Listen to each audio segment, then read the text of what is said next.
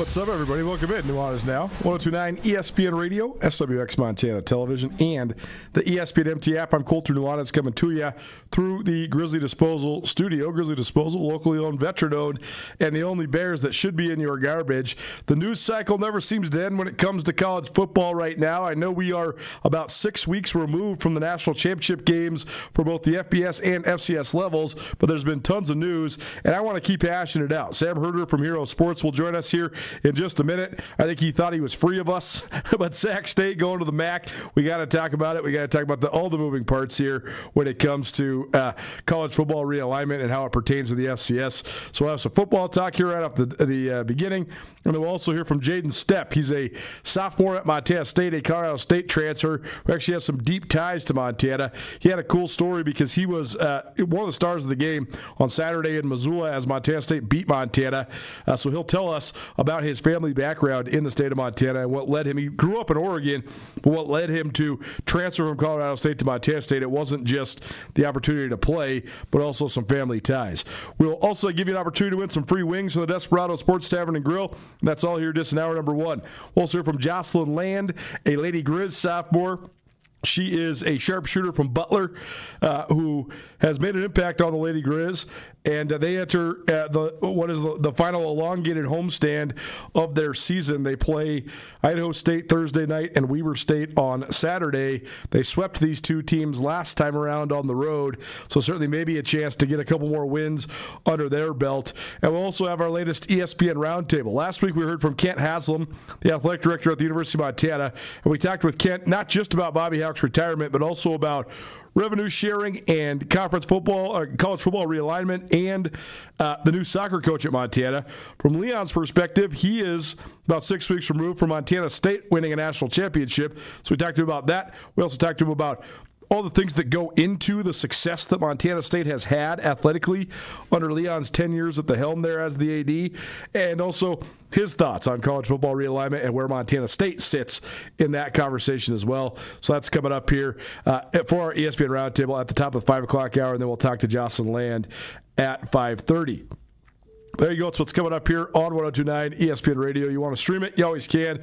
1029ESPN.com. Just click on Listen Live, and there it is.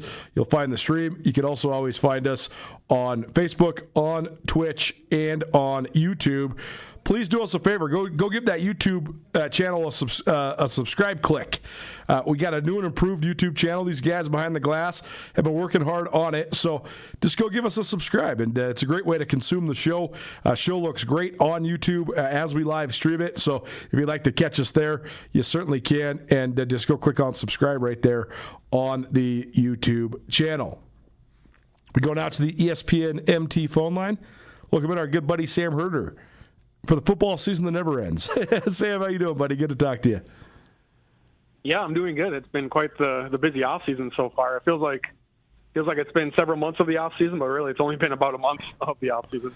Yeah, totally. A lot of stuff going down. So give us your take, because first of all, you have to give Sac State credit, not necessarily just for the move. We'll get into that in a minute.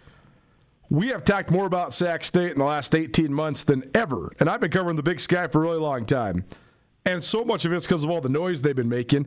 They have put their necks out there and made themselves very easy to criticize. The Twitter discourse right now about this move to the MAC has been a lot of people criticizing Sac's move. I don't necessarily think it's as crazy of a move as other people are making it to seem. But what have you thought of just the way that they've gone about this? Because you and I were talking about this a couple months ago. What if all of this outwardly and outlandish way of sort of quote-unquote marketing themselves is actually hurting them? They found their way to an FBS conference now, so I guess that's a moot point maybe. But just your thoughts on the path to get here to set this up for Sac State to actually finally make it into the FBS.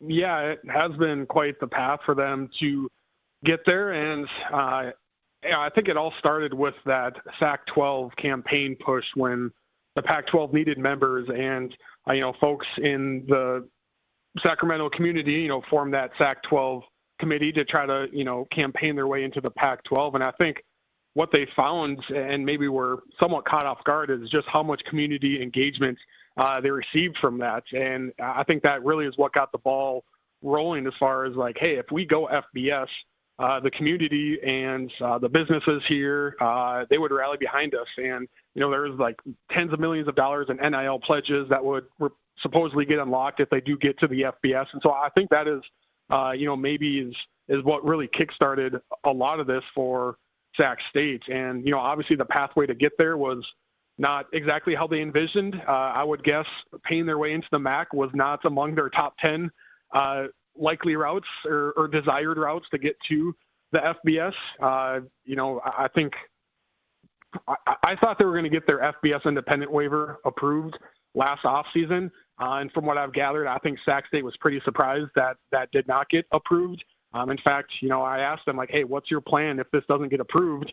And the only answer I got was, we're hopeful that it does get approved. And so I think after they found out they could just go FBS independent, they were scrambling a little bit and trying to figure out how do we get into the FBS if that pathway is blocked. And it eventually got to a point where they said, hey, we're going to have to pay our way in to a conference. Who's willing to take that money? And I've heard that the Pac-12 and the Mountain West weren't interested in that.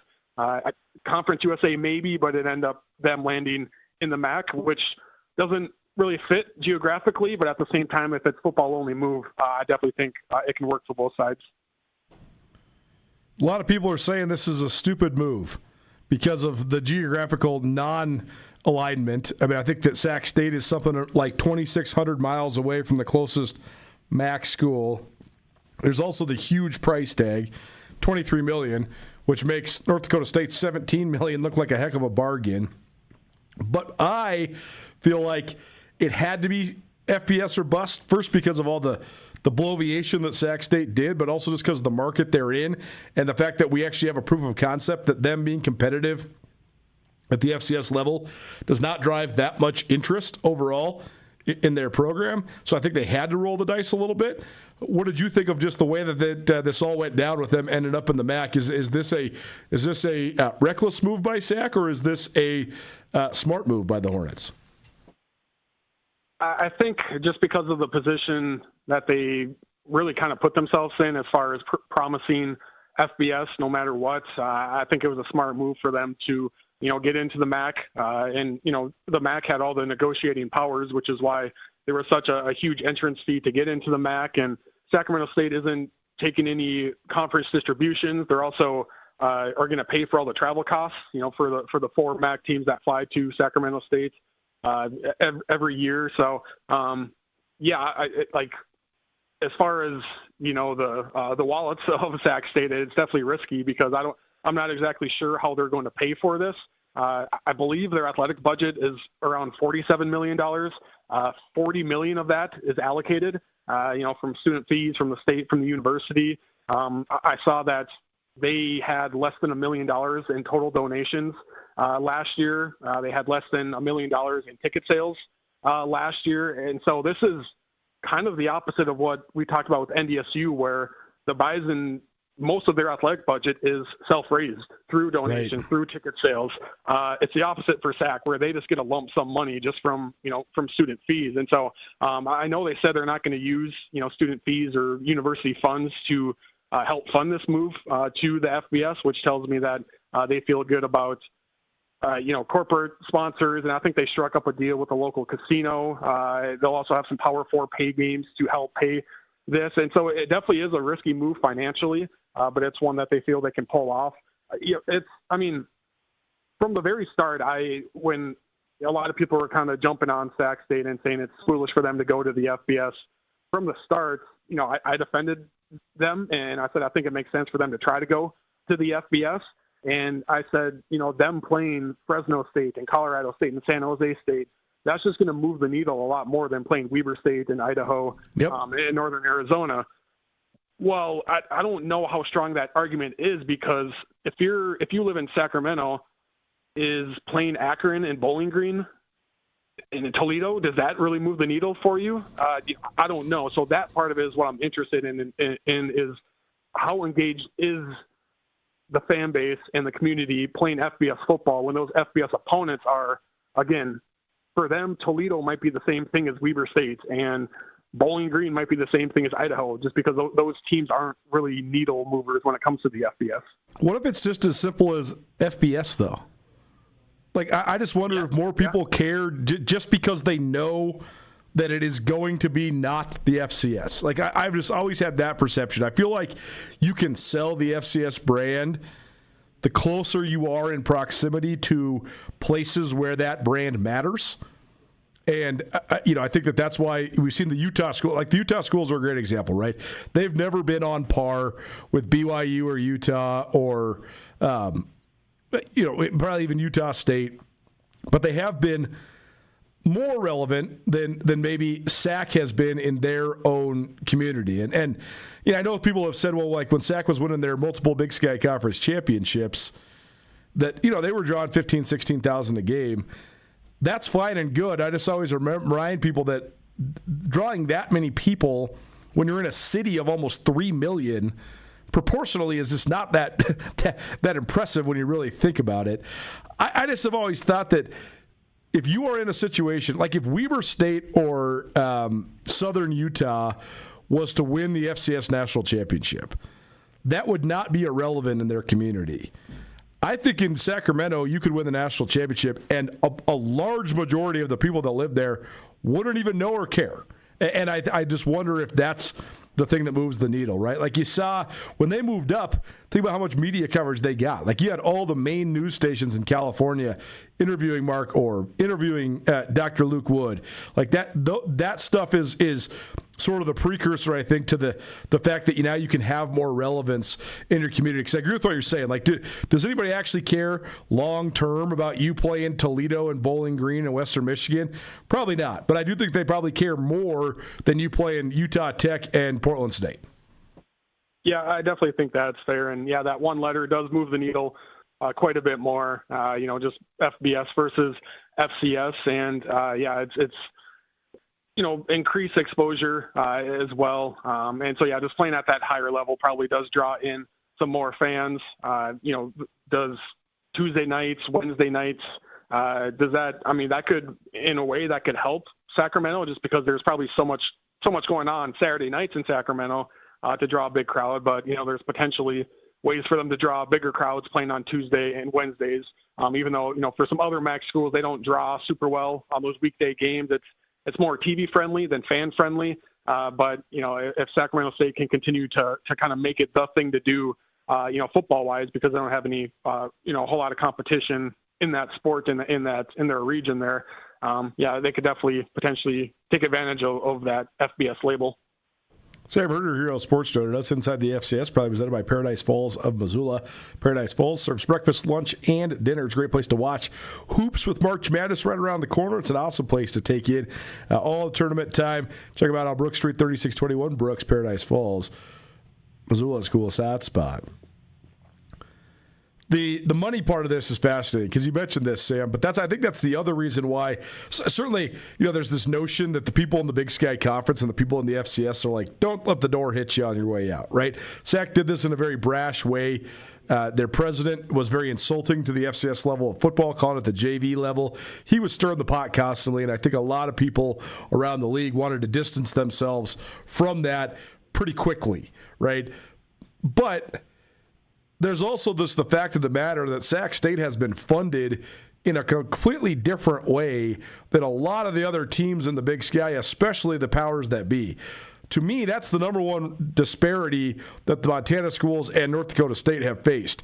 Because they do generate so much of their own revenue, and because of the states that they're in, they don't get that much help to fund their athletics departments, but from taxpayers and from state money.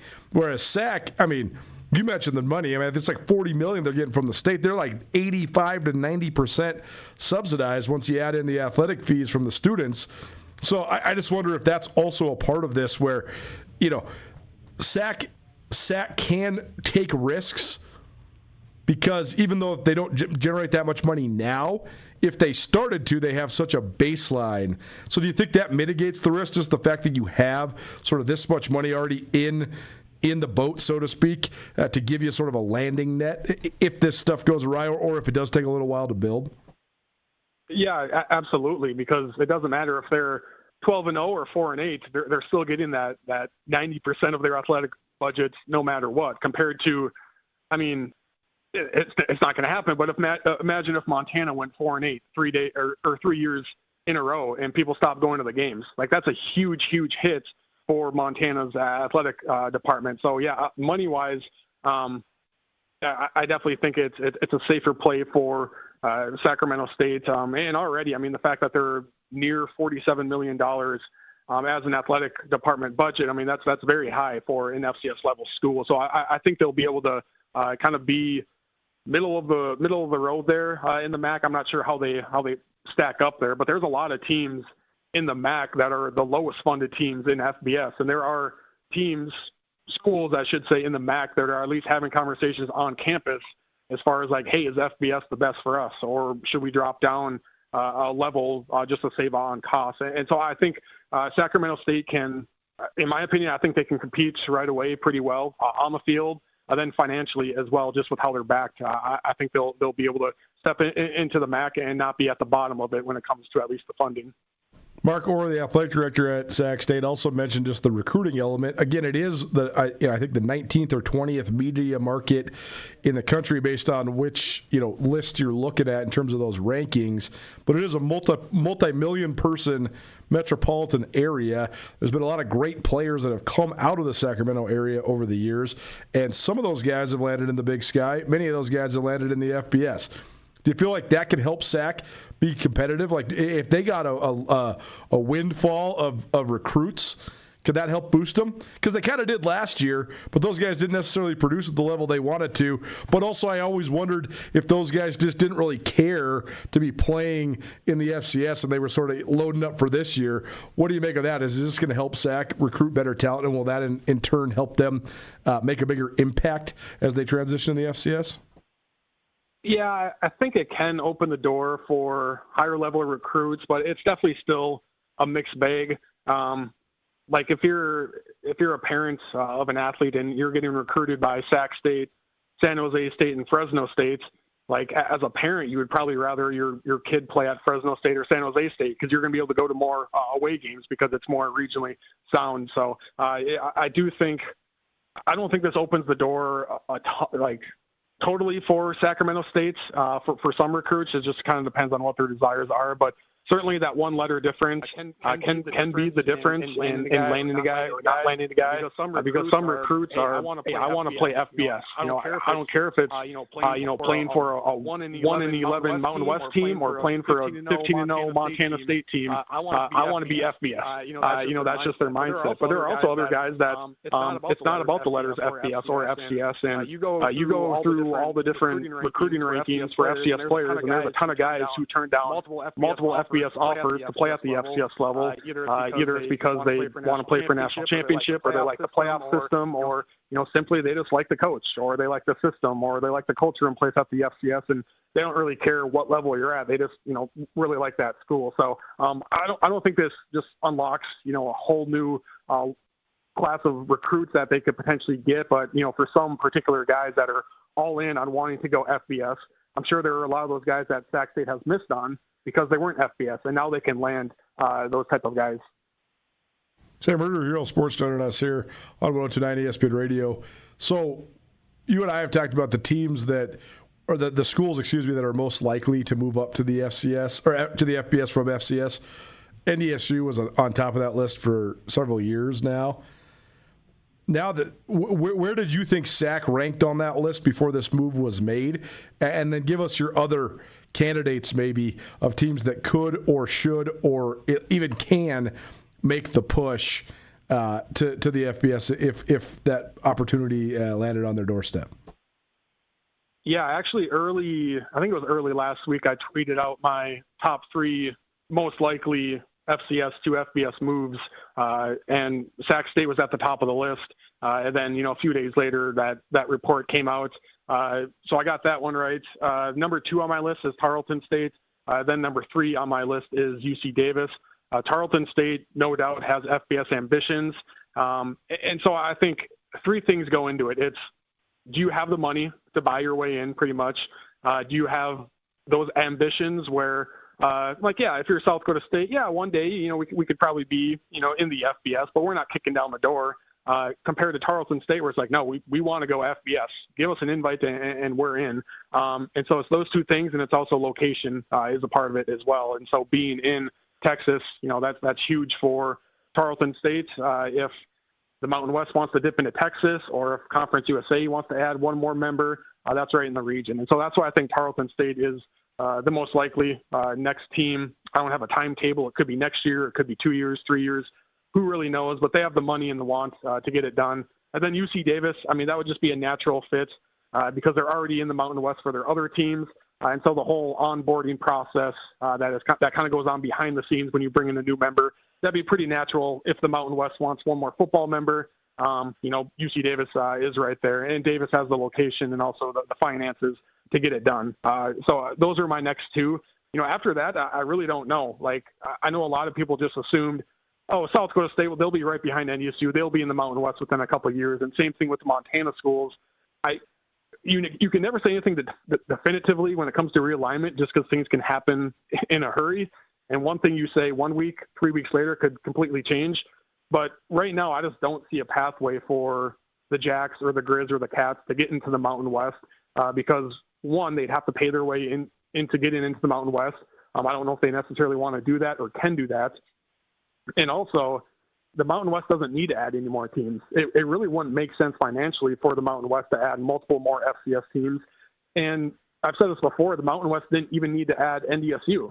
That's why the Bison had to buy their way in, because the Mountain West said, hey, we want you, but we don't need you. And we know you want to join us. And so let's negotiate an entrance fee. So that's just why I don't really see this. There's always an overreaction whenever a team moves up to the FBS, where there's, Twitter graphics going out there by all these national accounts saying, these teams are going to be next to move up to the FBS. There's going to be 5 in the next 2 years. And I'm just like, I just don't really see the dam opening here anytime soon when it comes to FCS to FBS move up. So I think we'll see maybe 2 more in the next 3 years would be my best guess. When it comes to UC Davis, you talked about the natural onboarding into the Mountain West. Is there anything else that's maybe holding them back? Or I guess my question is this: if UC Davis does get into the Mountain West, is that going to be a point of jealousy for Sac State? Will they look like they played their cards more smartly? And what's maybe the thing that's holding them back in football? Yeah, I think Davis is just, they're really comfortable in the FCS right now, and they're comfortable in certainly, the Big Sky. And I think they just want to continue to build their infrastructure as a football program. I know they're not expanding their stadium, but they're expanding kind of their press box level, which, will come with suites and all that. So they're kind of expanding in that sense. But I just feel like UC Davis right now is like, hey, we don't feel like we need to be in a hurry to get into the FBS. Let's continue to build ourselves as a good quality, FCS football program. And then when the right time comes, we can jump into the Mountain West and be competitive right away. So I just don't feel like Davis has that mentality of trying to kick the door down as soon as possible. But, again, I feel like Sac State has approached the Mountain West, at least 2 different times about joining, and the Mountain West has said no each time. And so I don't know why, why they feel differently about UC Davis compared to Sac State. It could be, ruffled feathers or whatnot, but it just seems that if the Mountain West is going to add a football team from that area, they would prefer it to be UC Davis than Sacramento State.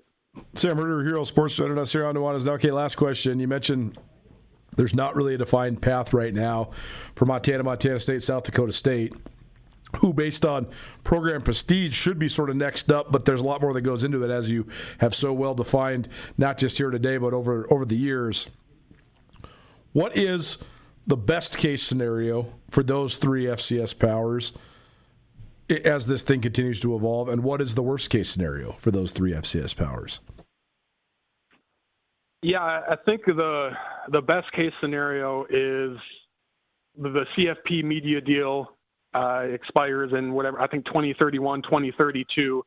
And as they're negotiating that, the TV partners tell the Power Four, they say, hey, if you guys, don't include the group of 5 at the seat of the table, and instead you include another Power Four program, the overall valuation of the CFP goes up millions, because whoever. Oklahoma moves the needle television-wise a lot more than Tulane.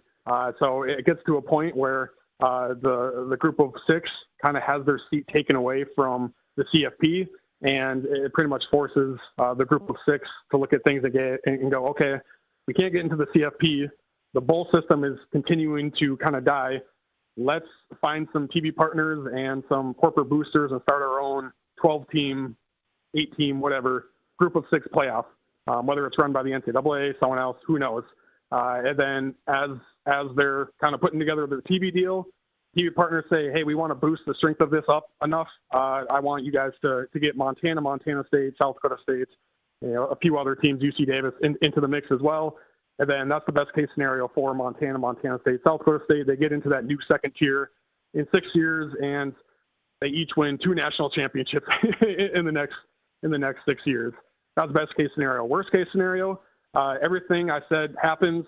Power 4 splits off. Group of 6 has its own playoffs, but they don't invite any more FCS teams because they don't want to relegate themselves more. They don't want to move themselves closer to the FCS by inviting multiple FCS teams up. And so Montana State, South Dakota State, they're stuck in this new, I guess you would call it the third tier Division I football playoff system, which, I mean, the FCS already kind of is a third tier, sure, just because the group of 6 and the Power 4 are so far apart from each other. But when it comes to subdivisions, it's 1A, it's 1AA. Now, if it's 1A, 1AA, 1 AAA, and you're Montana State, and you're in 1 AAA, you kind of, in a sense, feel relegated, and you feel left behind as you're watching Coastal Carolina and Georgia Southern face off in one semifinal, and then you're watching Boise State and North Dakota State face off in a different semifinal. That would be worst case scenario for these other FCS powers. Hopefully we don't get to that point. Sam Herder, Hero Sports, joining us here on Nuanez Now. Thanks for the insight, buddy. Good talking to you. We'll catch up soon. All right. Sounds good. Thank you, as always. Nuanez Now, 102.9 ESPN Radio, SWX Montana Television, and the ESPN MT app. It is our FCS, Inside the FCS, probably presented by Paradise Falls of Missoula. Paradise Falls. So for breakfast, lunch, and dinner, great place to follow along. No matter what games you might want to watch, they can have it on for you. They have 20 big screen TVs, 18 draft beers, and food and drink specials every single day of the week. Check them out on Brook Street, 3621 Brooks in the Garden City, Paradise Falls, Missoula's coolest hotspot. Take a break, catch up with a young man from Montana State who came from Colorado State, but he's got deep Montana roots. Jaden Stepp makes his debut. Don't change that dial. Keep it right here. 102.9 ESPN Radio. Montana weather, am I right? While we can't control the weather, there is one thing we can control: your comfort. Liberty Electric, your partner in ensuring your comfort lasts until spring arrives. Let us help you stay cozy and worry-free through the chilly months, especially mornings. Remember, a heated garage means a warm car and a happier you. Let Liberty Electric show you how affordable a warm garage can be. Dial 541-WIRE. That's 541-9473. Missoula Fight fans, get ready. Fusion Fight League returns to the Adams Center March 7th. 15 fights, 5 title fights, and a bare-knuckle feature fight. In the heavyweight main event, Polson's Braden Peterson throws down with Mount Vernon's Juan Figueroa in a clash for the pro heavyweight ranks. Doors open at 5, prelims at 6, and the main card starts at 7. Don't miss the action, Missoula. Reserve your seats now at GrizzTix.com. This event made possible by Stokes and Montana Moon Rockets. Uh-oh. Fender bender? Did you hit a deer? Or something worse? Action Auto Body Missoula brings your car back to life. Their expert technicians use state-of-the-art equipment to get you back on the road fast. Insurance claims? No problem. Quality repairs? Guaranteed. When accidents happen, take action.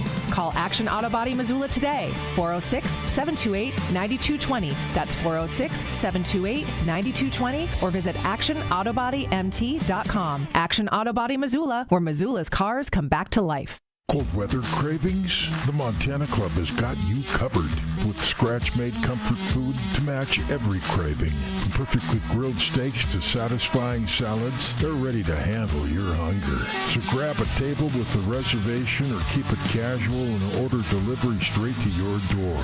Great food made easy. Visit MontanaClub.com to order or reserve and come warm up at your Montana Club. Brooks and North Reserve, Missoula.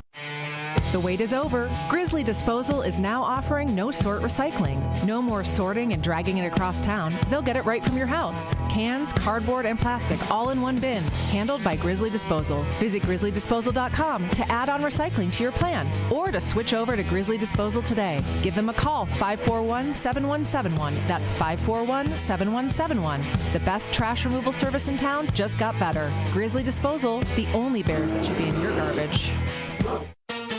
From the opening face-off to the final horn, Grizz Hockey was backed by the best fans in college hockey. That's Grizz Nation at the Glacier Ice Rink. All season long, you brought the noise, brought the pride, and turned every game into a battle. Big hits, last-second goals, heart-pounding moments. University of Montana Hockey doesn't do it without you, and we mean that. So keep packing the rink, keep raising the volume, and keep backing the Grizz for years to come. Thank you, Missoula, for your continued support of Montana Grizzly Hockey. ESPN Missoula Sports Center.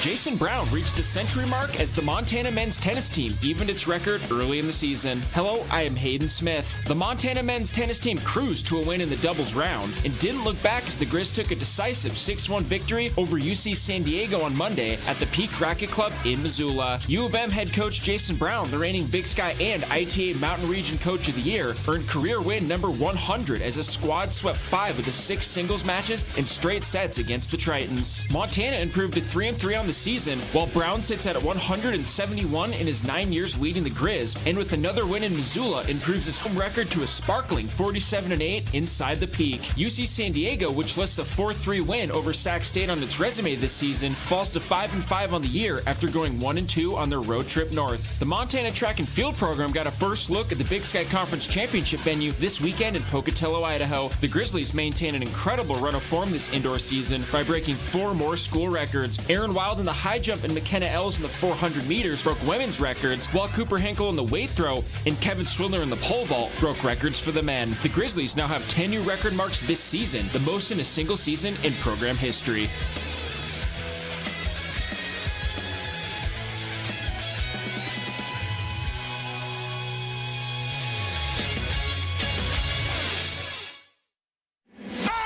It's Nuanez Now on 102.9 ESPN Missoula. Watch the show statewide on SWX Montana Television.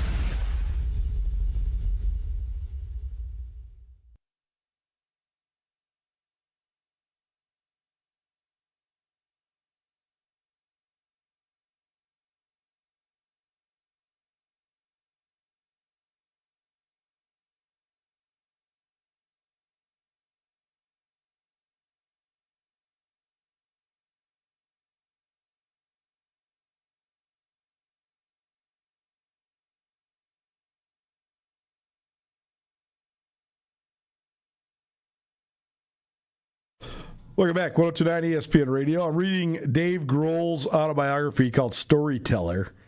And last night, so the first 40 pages sort of drug on because it's about Dave Grohl like in the first 20 years of his life, which that's fine. It's interesting. Sort of sets the stage for who he became. But then the story of how he joined Nirvana. Nirvana had an underground album called Bleach that came out in 1989, and it got play on like your college radio stations or whatever.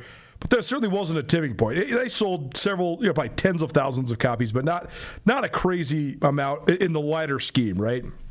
Then their drummer quit, and Dave Grohl was living in L.A., and he basically answered like a classified ad to go try out to be the drummer of Nirvana. He meets Kurt Cobain, and he's like, I got to work with this guy. So they lived together in this complete squalor in an apartment for like a month. Then they cut Nevermind, the Nirvana album, in 11 days. In the time it took for them to cut Nevermind in 11 days, they played their debut gig of that album in front of 75 people. Within 3 months, they were playing the Cow Palace in San Francisco in front of 25,000 people with Pearl Jam, Red Hot Chili Peppers. Like, the meteoric rise of that is hard to believe. And it's hard to even fathom considering this is 1991 when there's no interview. Well, there's no internet, excuse me. Just crazy. Crazy to think of the way that things used to go viral before going viral was actually a possibility. And, I mean, honestly, it's sad because that was such a shooting star and it burned out so fast. Because they got, I mean, they literally told Geffen Records, we're going to sell you the rights to this record and we want to become the biggest band in the world. 3 months later, they were the biggest band in the world. That's nuts for a couple 21-year-old kids to be able to do that. So if I'm playing a bunch of Nirvana, it's because I listened to the entire Nevermind record from start to finish this morning. And I'm hooked. It's just a totally unique style of music. Nuanez Now, 102.9 ESPN Radio, SWX Montana Television, and the ESPN MT app. I knew next to nothing about Jaden Stepp before Montana State played in Missoula on Saturday. He's been playing about 12 minutes a game for the Bobcats off the bench, and he's had an okay year so far. He looked great in Missoula, and it turns out it's because he's got some deep roots in the state of Montana, and he had a bunch of people on hand cheering him on. Here's more about his story. Well, time for our Montana State Minute. Checking in now with Montana State men's basketball. And Jaden Stepp, our guest, he had a great game in Missoula coming off the bench for the Bobcats in their 82-71 victory. Jaden, appreciate you being here, man. How you doing? Doing good, and thank you for having me. I really appreciate it. First of all, just tell us about your mentality coming into that game, because it looked like you were ready to go, and you scored at a high rate, even in limited minutes. So just take me through it. What was your mindset coming into the contest on Saturday? I was going into that game just trying to be aggressive and just trying to do what the team needs to get a win. It was a big game. We're playing for second place in conference. We're playing our rivals. So just before the game, I was just going into it thinking, like, I have to do whatever it takes to win this one, regardless of if I'm comfortable or not. So I just went into it with a winning mindset. So. What would you think of just playing in Missoula, just the atmosphere you guys were able to endure and prevail in? No, yeah, that was my first time playing in Missoula. They're pretty rowdy. The crowd, they like to yell at you. They like to say stuff, but it was a great environment, and it's fun to play basketball in like arenas and with crowds like that. So it was super fun for me. Well, you guys have had some injuries, so everybody's sort of had to step up and play an elevated role.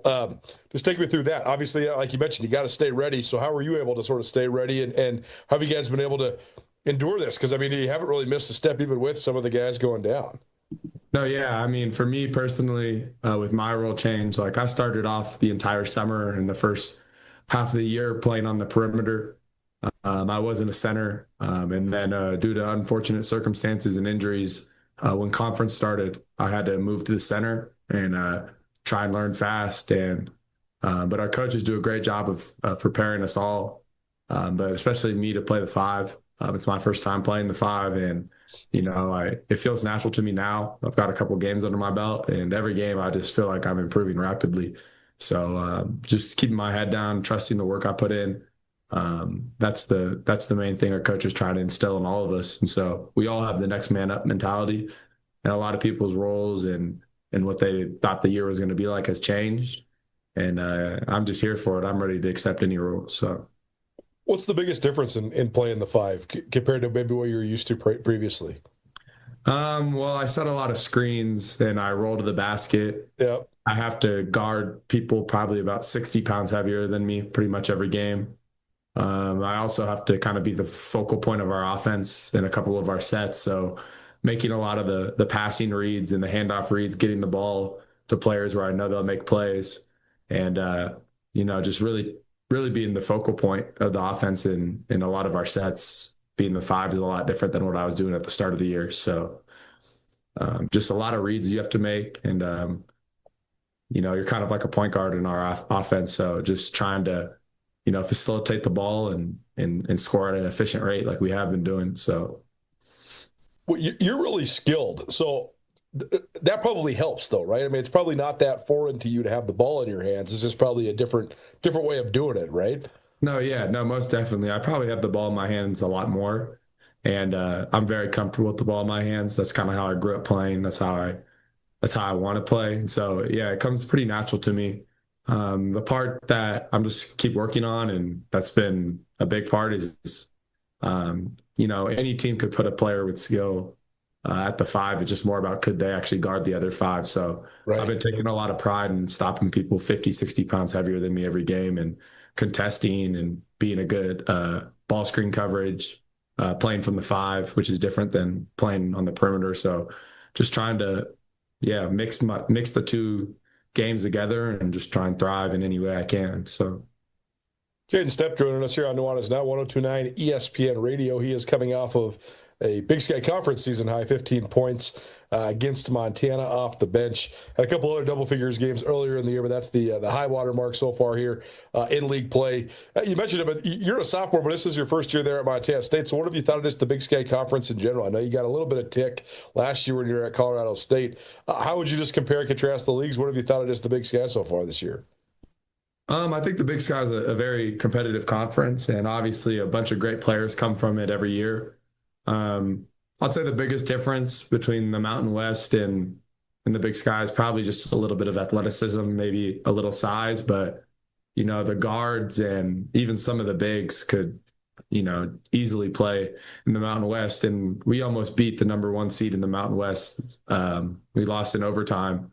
But yeah, I mean, each team's different. It's hard to compare whole leagues because even the Mountain West has a huge disparity between the top and the bottom of the conference. But I will say the Big Sky is pretty even. Anybody can beat anyone on any given night. And that's not really a thing in the Mountain West. You kind of know what the outcome's going to be before every game. But there's always close games. But the Big Sky, if anyone has a good night, you just gotta be playing your best because any team can get you. So you gotta always stay ready. Tell us about your path to Montana State. Did you have any idea about Montana State when you were coming out of high school? Yeah, I actually, my whole family's from Montana. Oh, okay. So I was out here. I come out here every summer, just growing up my whole life. Nice. And and so during my junior summer, going into my senior year, Coach Logie actually had me out on an unofficial visit, probably a couple weeks after he first got the job. Oh, cool. And I didn't quite work out then, and I ended up committing to Nico Medved at Colorado State. Dealt with some injuries there, and when Nico Medved decided to leave, I just knew that this was home, and so I ended up talking to Logie and Coach Payne and everyone, and I knew this was the place to go. And I knew Coach Payne for a while too because he gave me one of my first offers when he was working at the Grizzlies before he moved over here. So I've known this staff since I was 15, 16. So it's just feels like home, and we have a great relationship. So it's a positive for sure. Well, that must have made the transition a little bit easier, just knowing about Montana, right? Because a lot of guys that come from out of state, they've never been to Montana ever when they get there. But where's your family from? Where had you spent time previously? Yeah, so my mom and my dad and most of our relatives, immediate relatives especially, are all from Columbia Falls, the Whitefish area. Yeah. But my dad had went to Montana State as well for college, and my mom had went to University of Montana. So I have a little bit of both sides of the blood in me. So I'm very well versed in Montana. Yeah. Well, that's cool. So you probably knew a little bit about the rivalry as a kid then, huh? I knew a lot about it. My parents would both buy me shirts and hoodies from the other school, trying to make me a fan. One way or the other. Yeah, but our whole family's Montana State fans now, thank goodness. But yeah, I had to tell my mom, and she took it a little harshly at the first, but now she's just super excited and she loves watching me play. So it's been good. Well, scoring 15 in Missoula and getting the win, that's bragging rights for Dad, I'm sure, at dinner this last couple of days, huh? No, 100%. Yeah, I had all my family there. I had about 30 family members and cousins. Sweet. Yeah, so it was good. It was kind of the first game they were able to come to, and I'm glad I got to play so well in front of them. So it was super fun for me and for them to all watch, and all my little cousins were there, and they were super excited. So it was super cool. Yeah, that's awesome, man. So were you nervous at all beforehand, knowing there was so many people there to see you? No, I don't really get nervous. I've played in some pretty big games in my entire life, and I've played against really good players. So if you put in enough work, there's no point to be nervous because you've done everything you possibly could. So. Yeah, love that mentality for sure. Jaden Stepp joining us here on Nuanez Now, 102.9 ESPN Radio. He is a sophomore for Montana State, and they are now alone in second place in the Big Sky Conference standings as we come down the stretch after their win in Missoula on Saturday evening.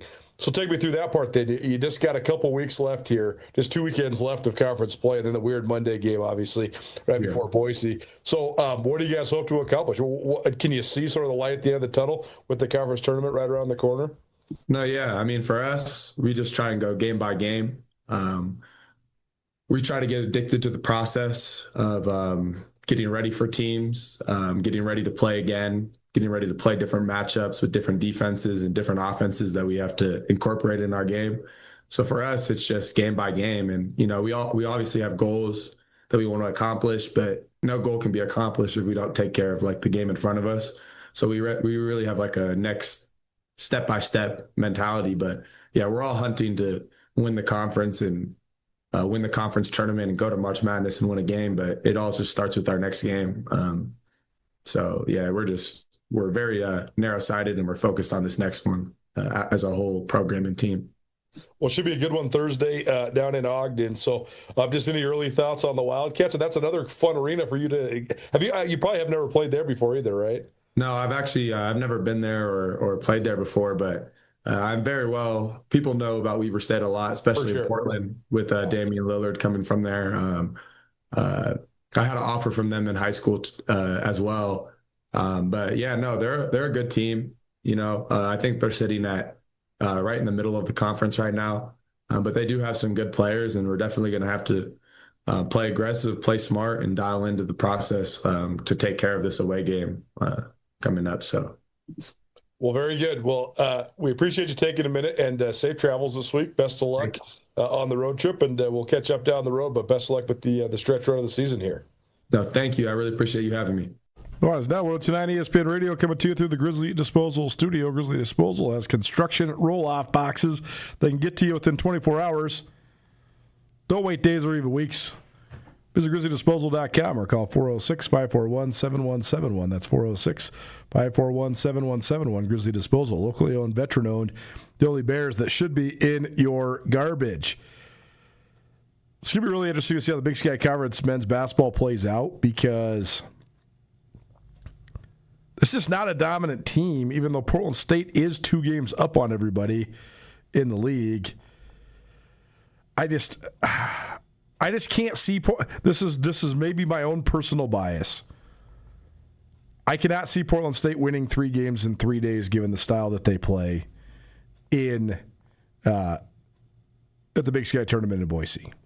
So then, does that render the number 1 seed vulnerable because of that?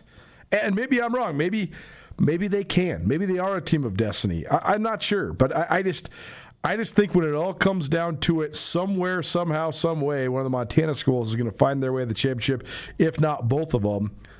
And it's just going to be interesting to see, because it just brings into question of what is the number 1 seed. That's been the question for a couple of years now. Even since the league moved the tournament to a neutral site, I mean, it's been a long time since they moved it to a neutral site. This will be, I think, year 11 or year 12. The first half of that, the number 1 seed almost always made it. The number 1 seed's lost more often than not in recent years. Is that good for the... It's such an interesting question because we love tumult. Like, we love upsets, unpredictability in tournament time. But is it actually good for your team? Like, if you're the Big Sky, you want your team that has the best record to go to the NCAA tournament. It is not good for you. Like, here's a great example. It was a fun run when Montana State won the Big Sky tournament as a 5 seed a couple years ago. Matt Logie's first year, 3 years ago. That's fun. That's fun to watch. It's bad for the league. A 17-win Montana State team going to the NCAA tournament and getting a 16-seed play-in game. If they would have won the play-in game, it could have been better for the league because it would have been an NCAA tournament win. Here's the thing. I think that the Cats and or the Grizz, I'll just be straight up. I'll just give my prediction right now. I think the Cats or the Grizz are going to win the Big Sky tournament. And I think that one of those 2 teams is going to then not get the play-in game. They're going to get the lowest 15 or the highest 16. They're going to have to straight up play a 1 or a 2 seed. That's just bad for the conference. Maybe you go pull lightning out of a bottle. I don't know. But I just don't think it's great for the conference. Game Day Men's Health in Missoula here to keep your New Year's resolutions going. Whether it's weight loss, muscle building, better sleep, or more energy, Game Day Men's Health's licensed medical team offers safe and personalized testosterone therapy. They also do free testosterone testing so you can get your levels on not just testosterone, but other hormones as well as vitamins and minerals, your blood work, all that stuff. They can do that for free as part of a consultation. Go get your confidential consultation by visiting GameDayMen'sHealth.com/Missoula-MT for more information. Free wings on the other side. Wing Wednesday, presented by the Desperado Sports Tavern and Grill. That's next. Keep it right here, 102.9 ESPN Radio.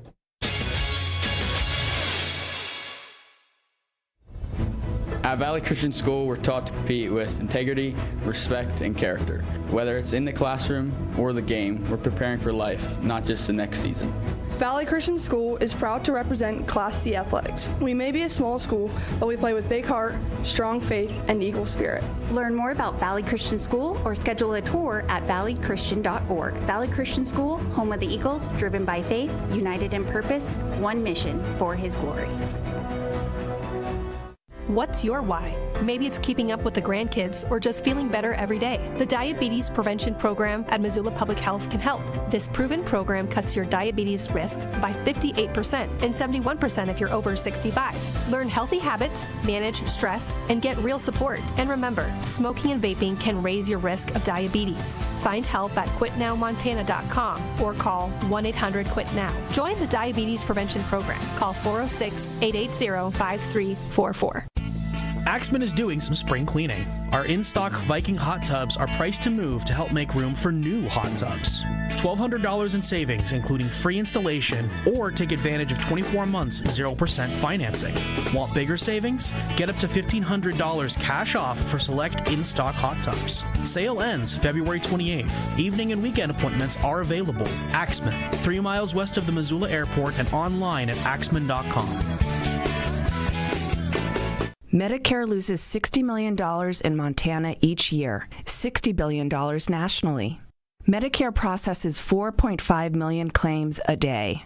They don't know who your doctor is, but you do. Mistakes can happen. Read your Medicare statements and call Montana Senior Medicare Patrol if you see anything unexpected.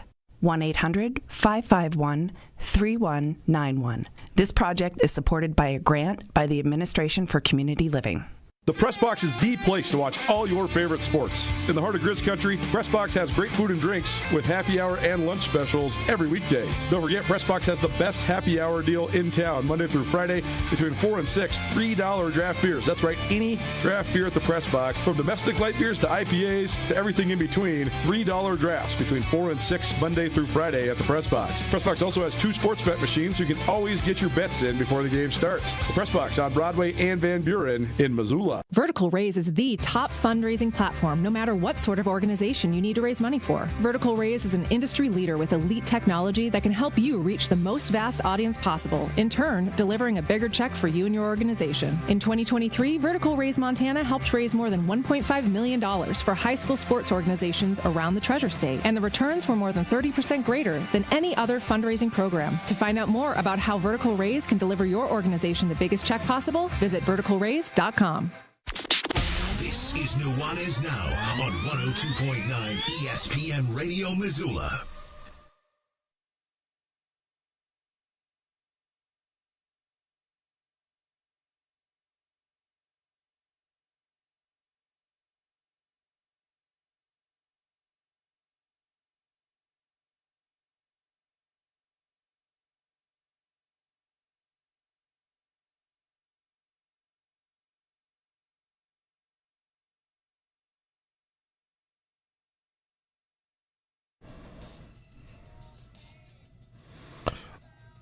Learned this the other night.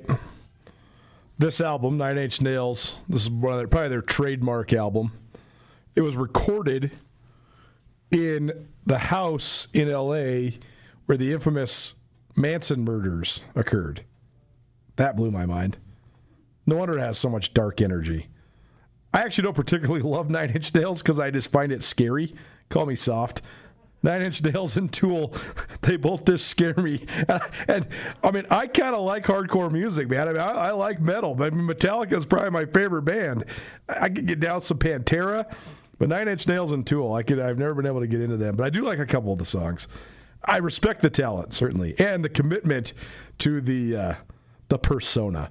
It's a Wednesday. That means it's a Wing Wednesday, probably presented by the Desperado Sports Tavern and Grill. Desperado, located across the street from the YMCA in Missoula. They have the best wings in Montana. You don't believe me? Well, you better go down there and try them. We're going to hook one lucky person up. You want 12 wings to the Desperado?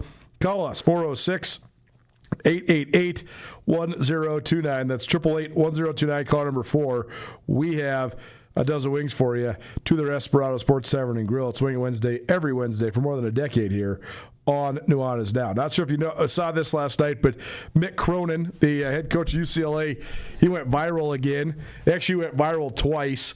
First, he went viral because one of his players got a technical foul, and Cronin decided he was going to play official for a moment, and he said, "You got one T? Well, you made me so mad, I'm giving you your second. You're out of here."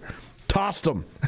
And the player was like, "What do you mean I didn't get tossed?" He goes, No, I'm tossing you. Get out of here. Okay. I got no problem with that. It is what it is.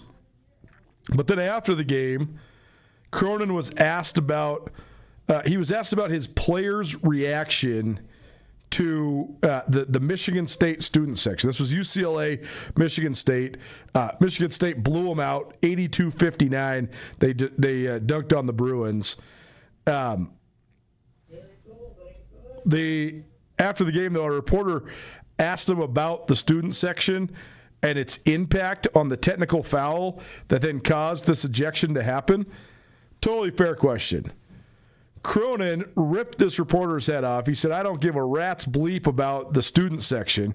But then he looked at the guy and he said, "Congratulations, you win the award for the stupidest question I've ever been asked." First of all, if you're this thin-skinned, get a grip, man. What's going on? I mean, you're Mick Cronin. You've been to the Final Four. Why are you jumping down this reporter's throat? I get the broad premise. You don't want to be asked about like these exterior things. But in that scenario in which your player was clearly disconcerted and probably influenced by the atmosphere, and then you ejected him, your own self. So then someone asked you about that, and you think that's an unfair question, then you jump down the guy's throat and say, "That's the stupidest question I've ever been asked." The direct quote was, "I would like to give you kudos for the worst question I've ever been asked. You really think I care about the other team's student section?" The accused reporter then said, he tried to clarify his question, and then Cronin said, "Are you raising your voice at me? Everybody's standing here listening to you. Everybody, this is on camera. They can hear you. I answered the question. I don't give a rat's bleep about the other team's student section." I just can't believe how soft we've become. And I'm not talking about the reporter. I'm talking about the coach, man. Like, again, you ejected your own player after he got himself a technical for stuff that the student section was was saying to him. That is completely in bounds. Like, that was one of the lead moments on SportsCenter was Mick Cronin ejecting his own dude. So then for the reporter to take you through the situation and ask you what was going on, like, that is beyond the fairest question that you can ask. There's literally nothing inflammatory about this. He really just wants to know. So, I don't know, man. Mick Cronin's been digging himself a deep ditch. And I get it. He's been to the Final Four. He's got a lot of sweat equity there at UCLA. I just feel like if you are in a position of power, to then abuse that power with somebody that's just simply doing their job, and then to double down and triple down, it's not only rude, it's not only classless, it makes you look so stupid. So just be better. You can literally say I'm not in the mood to answer that question, or you could say I don't think the student section had an influence on it. Next question. I'm not going to talk about this technical foul. Next question. Like, why you got to be like, congratulations on asking me the dumbest question ever? Like, at this point, it's almost like it's a shtick. Are you trying to go viral? Here's all you need to know. There is no chance I would be talking about this game in Missoula, Montana, or on statewide radio and television in the state of Montana unless this idiot did this. So, like, if you want to have all the attention in the world for the wrong reasons, I guess keep going. But this just really rubbed me the wrong way because I just thought that was not an unfair question at all. And I thought Cronin handled it completely poorly. We digress. Let's talk about some happy stuff. ESPN Roundtable. What's got the Montana State Athletic Department humming all along? It's not just football. It's the little things, though. And Leon Costello gives us some insight into why. We had Montana's athletic director on to talk about the wide world of University of Montana athletics last week. As always, we like to extend opportunities for each of the ADs to be featured on this show, and that's exactly what we did here right after this. Don't change that dial. Keep it right here. It's Nuanez Now, 102.9 ESPN Radio. Cold weather cravings? The Montana Club has got you covered with scratch-made comfort food to match every craving. From perfectly grilled steaks to satisfying salads, they're ready to handle your hunger. So grab a table with a reservation or keep it casual and order delivery straight to your door. Great food made easy. Visit MontanaClub.com to order or reserve and come warm up at your Montana Club. Brooks and North Reserve, Missoula. Are you a sports fan who loves to win? Get in on the action with Sportsbet Montana. Bet on collegiate and professional baseball, football, hockey, basketball, and more, all while keeping the money right here in Montana. It's easy and secure on our kiosks and mobile app. Head to your favorite Sportsbet Montana retail location to catch the game, place your bets, and celebrate your wins. Sportsbet Montana. Learn more at sportsbetmontana.com.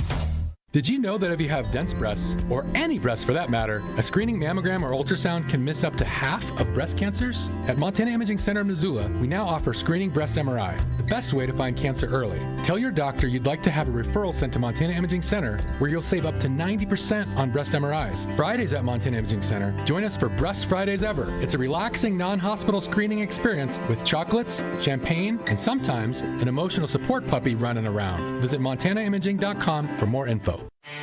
The wait is over. Grizzly Disposal is now offering no-sort recycling. No more sorting and dragging it across town. They'll get it right from your house. Cans, cardboard, and plastic all in one bin. Handled by Grizzly Disposal. Visit grizzlydisposal.com to add on recycling to your plan or to switch over to Grizzly Disposal today. Give them a call, 541-7171. That's 541-7171. The best trash removal service in town just got better. Grizzly Disposal, the only bears that should be in your garbage. From the opening face-off to the final horn, Grizz Hockey was backed by the best fans in college hockey. That's Grizz Nation at the Glacier Ice Rink. All season long, you brought the noise, brought the pride, and turned every game into a battle. Big hits, last-second goals, heart-pounding moments. University of Montana Hockey doesn't do it without you, and we mean that. So keep packing the rink, keep raising the volume, and keep backing the Grizz for years to come. Thank you, Missoula, for your continued support of Montana Grizzly Hockey. Over 20 years ago, Farmer State Bank pledged to fund a $10,000 scholarship in each community where we're located. We've grown, and that promise has grown with us.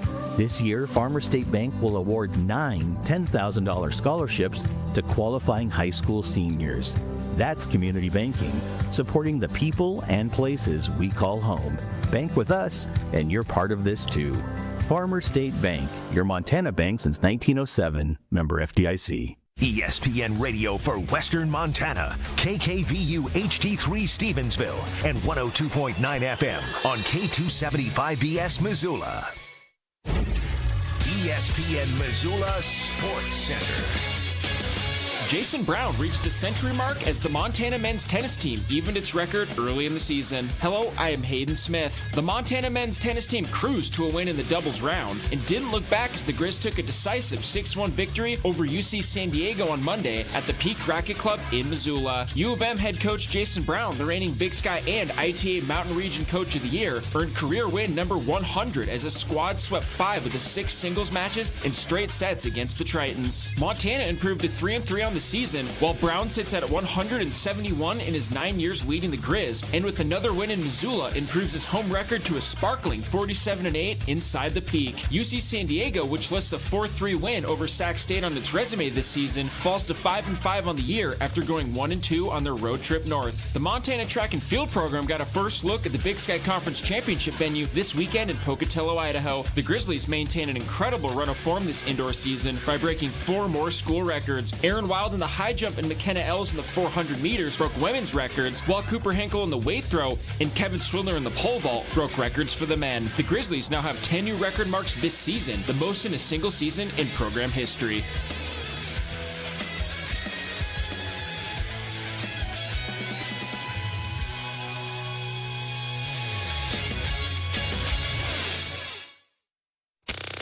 Nuanez Now on ESPN Radio.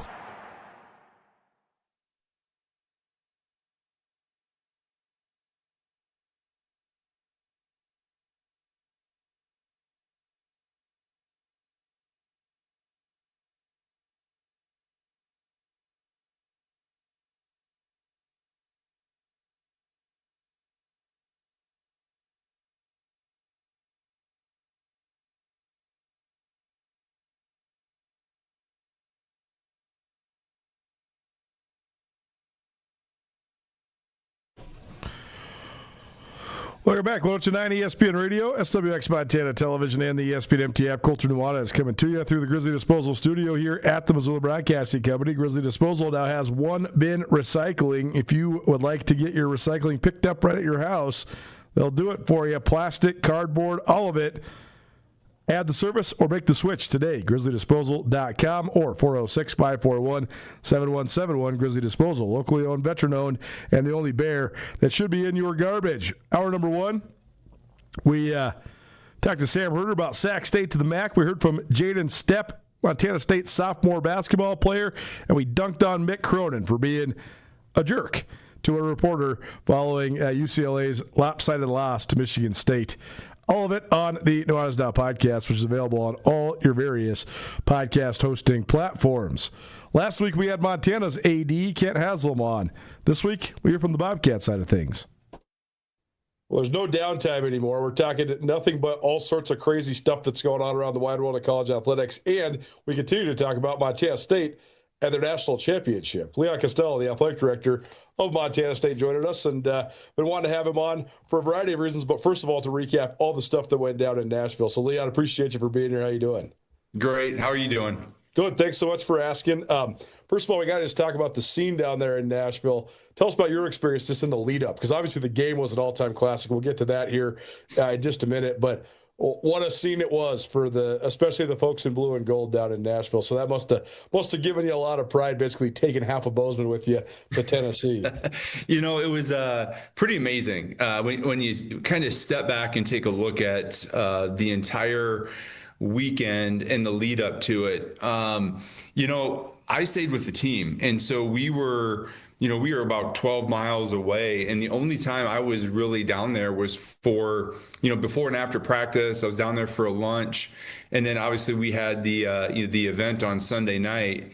But I tell you what, every time we were down there, it was a sea of blue and gold, and trying to think about in comparison to Frisco, and the difference is stark, right? Just because there was just a common place where everybody could go, walk up and down the street. You could see everybody. What I even thought was neat was obviously with, the thousands of Bobcat fans that were there, you saw sweatshirts and jerseys and hats of other schools as well. And it just provided kind of a common place for football fans, and especially FCS football fans, to gather, which I thought was an interesting dynamic because in Frisco, everything was so spread out. It was great. But I mean, Nashville was just, I think we all have said this, it was just different and a really cool experience for everybody involved. Well, and you could see it not just in the numbers and the attendance and all that, but I was talking to Dave Lentz from the NCAA. He said that was 3 times as many media credentials as they'd ever doled out for something like that. And I mean, we saw everybody that covers the FCS, both at a national, regional, and local level, being there. have you considered that, just the way that it sort of elevated the brand, just the amount of coverage that the game received, and not just the championship, but the playoffs too? I mean, the TV numbers were great. This is a great thing, not just for Montana State, but it seems like for the entire FCS as a whole. Yeah, and I think for Nashville for the championship, I wonder if having it more in a more central location in the United States, if that played a role into it. Because it had been in Frisco for so long. I think, people just kind of got used to that. Something new, it's kind of fresh. People wanted to see, what was going to be the difference, and that kind of elevated it. Having a new team in there in Illinois State, I think, provides a storyline. Obviously, they were the ones to take out the defending champions. So there's a storyline there. Obviously, with us being there and having played NDSU last year, there was a lot of really cool storylines. But I think if you look at FCS football, we talk a lot about the NFL, and if you watch the Super Bowl and you saw all of the FCS players that were in the Super Bowl, it's an exciting brand of football. And to your point, I think the playoffs really played into that because of the nature of some of the upsets, some of the teams that were there, how the playoffs played out. Obviously, our side of the bracket had its own storylines, but you could find those everywhere. And as the playoffs went on, to your point, it just kept on building, right? And then it was like, we're going to this new place. It's Nashville. Everybody talks about Nashville, how cool it is. So there was a lot of things I think that played into making it as big as it was. One thing I've been thinking about is that when sort of this rash of change started with, the portal and then NIL and all these different things that we've talked about with house settlement and stuff like that, there was this fear that the FCS was going to become like the JV, like junior colleges, right? It's going to be a farm system. And I think that actually has happened to a certain extent to some of the programs that maybe aren't as competitive, but I don't think it's happened as a high level. I know certainly Montana State's lost some guys. Montana's lost some guys. Everybody's going to lose a couple guys here and there, right?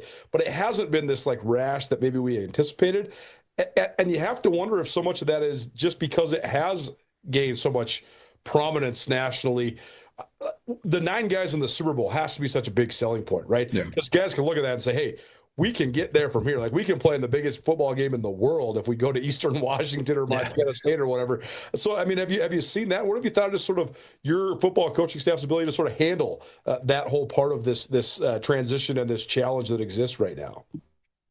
Well, I think when it all started, we benefited more from the portal, than anything else. I mean, we were getting more players from the portal at the beginning, and that certainly helped us. I think watching Coach Vegan manage the roster through this and how he has built the roster through stability with high school student athletes, being able to keep them here and develop them, and then being able to really pick and choose those that he goes after. He's done an unbelievable job in a time where it is just chaos. And I truly feel that the players that maybe want to go see greener pastures, or they want to get recruited at the highest level, when they do come back, let's just say, to the FCS, or they want to play at the FCS, they want to be here because they want to play. And I think that's kind of the neat thing about it. There's almost a chip on their shoulder, and they want to be able to go out and prove themselves. Now, if you're here or at an FCS program or Division II program, you proved yourself, and then you want to see how far you can take it. I totally understand that as well. But it just seems like Coach Vegan has done an unbelievable job of finding those kind of diamonds in the rough that fit exactly what he needs, but also have a little bit of a chip on their shoulder that just want to go prove everybody wrong, that they can play at the highest level, they can play at Division I level, and they can go and compete for championships. And he's found a way through this entire puzzle piece to really fit the pieces together and make it towards the end of the year.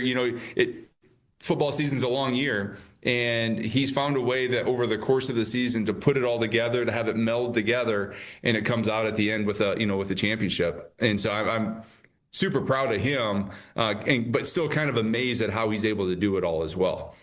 Yeah, Costello joining us here on Nuanez Now 102.9 ESPN Radio. It is our ESPN Roundtable, probably presented by Stockman Bank. Stockman Bank is Montana's brand of banking. I think it also proves that winning matters, right? I mean, like I talked to Chris Long about this. I said, how the heck did you make it from Philadelphia to Rutgers to Montana State? He said, hey, well, first of all, I wanted an adventure and I wanted a chance, but also I saw those guys went undefeated last year, so I wanted to go and win some games, right? So I think that's one thing that we're continuing to learn. Like you look at Indiana, even at the top level, Indiana certainly has talent, but it's experience and coaching and the mentality that got them over the top, right? Like they have no 5-star recruits. You and I were on the sideline in Eugene. I mean, Oregon's got like 90 5-star recruits. We're looking at each other like, what is going on? So I think it's sort of reinforcing like what we want to be true about college sports still, which I think is actually refreshing, even though there is so much tumult going on nationally. Well, and I found myself actually cheering for Indiana because of that, you know, and Commissioner Wistersill says it all the time. You know, we feel like we're the purest form of college athletics, and we have more student athletes that stay here longer. You want them all to graduate from here, and we know that you're not going to get 100%. It's just not possible.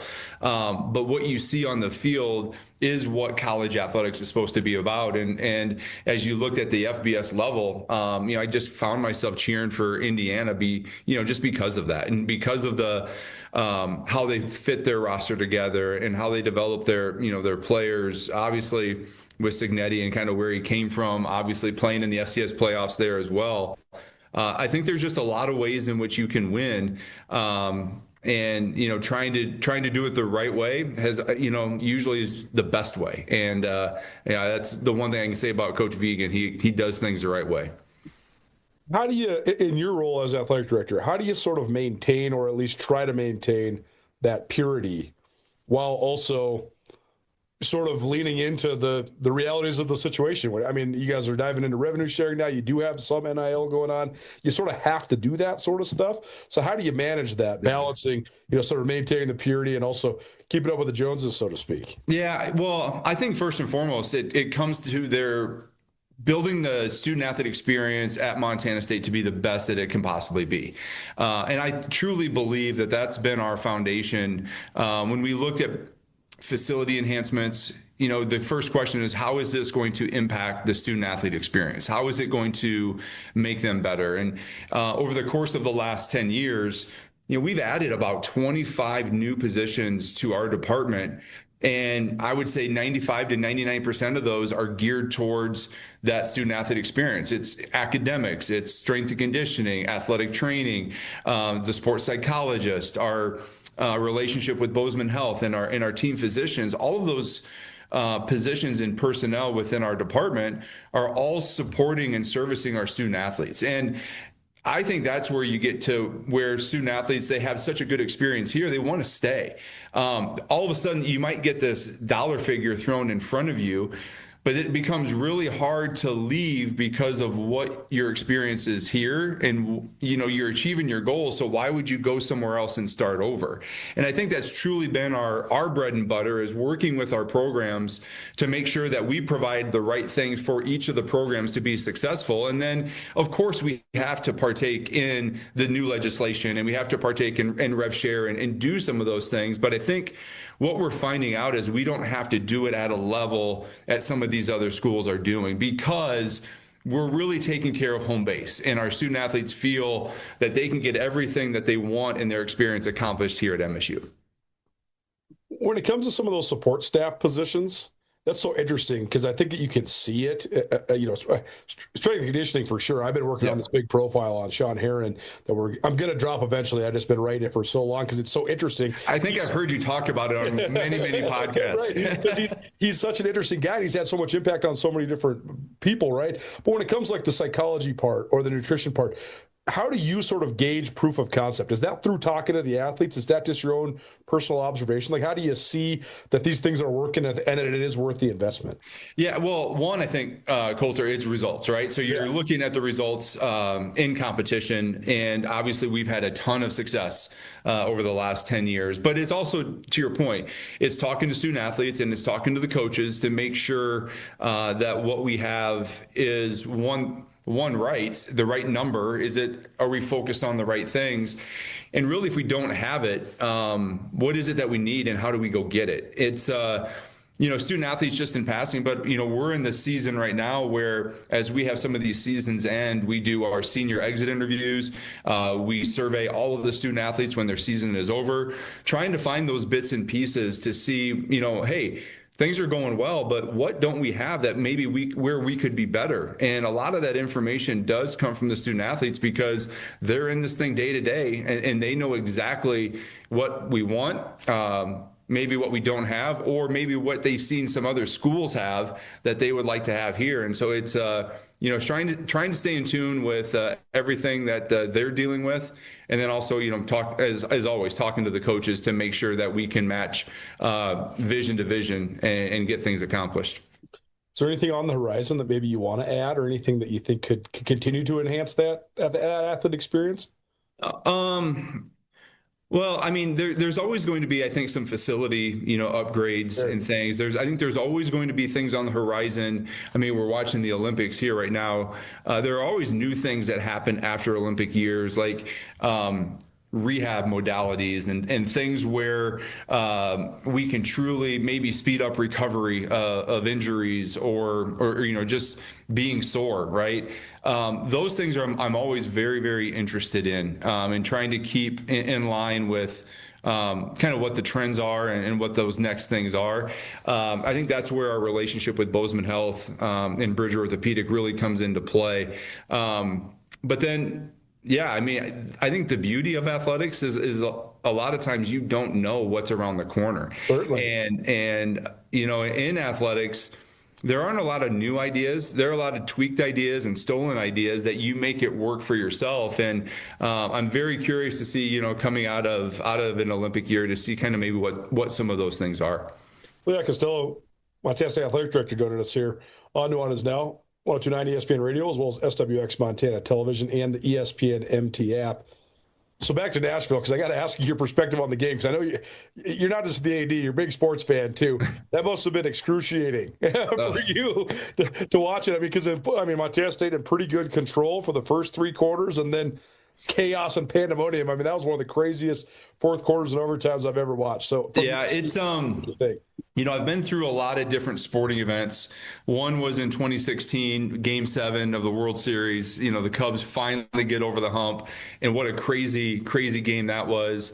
I go back to the game in Missoula and the fumble on the 1 yard line, and just where the emotions were in that game. This one was a little bit different because I had my kids on the sideline with me, and all three kids were on the sideline. So they kind of took my mind away from the game a little bit. But, we got through halftime and we just got done with a 3-play drive to go up, 14. And I was just like, it feels good, but there's always, you have a whole second half. And I went up to the suite level. I ran into people on the field, getting to the suites, up in the suites, and they were all high-fiving and congratulating people. And I'm just like, guys, this is not over. Like there is a lot of game left. I had no idea what it was going to turn into, but I can tell you, the fourth quarter was excruciating. And I pace a lot on the sidelines, and I wore a hole, I think, in that turf, just kind of walking back and forth. And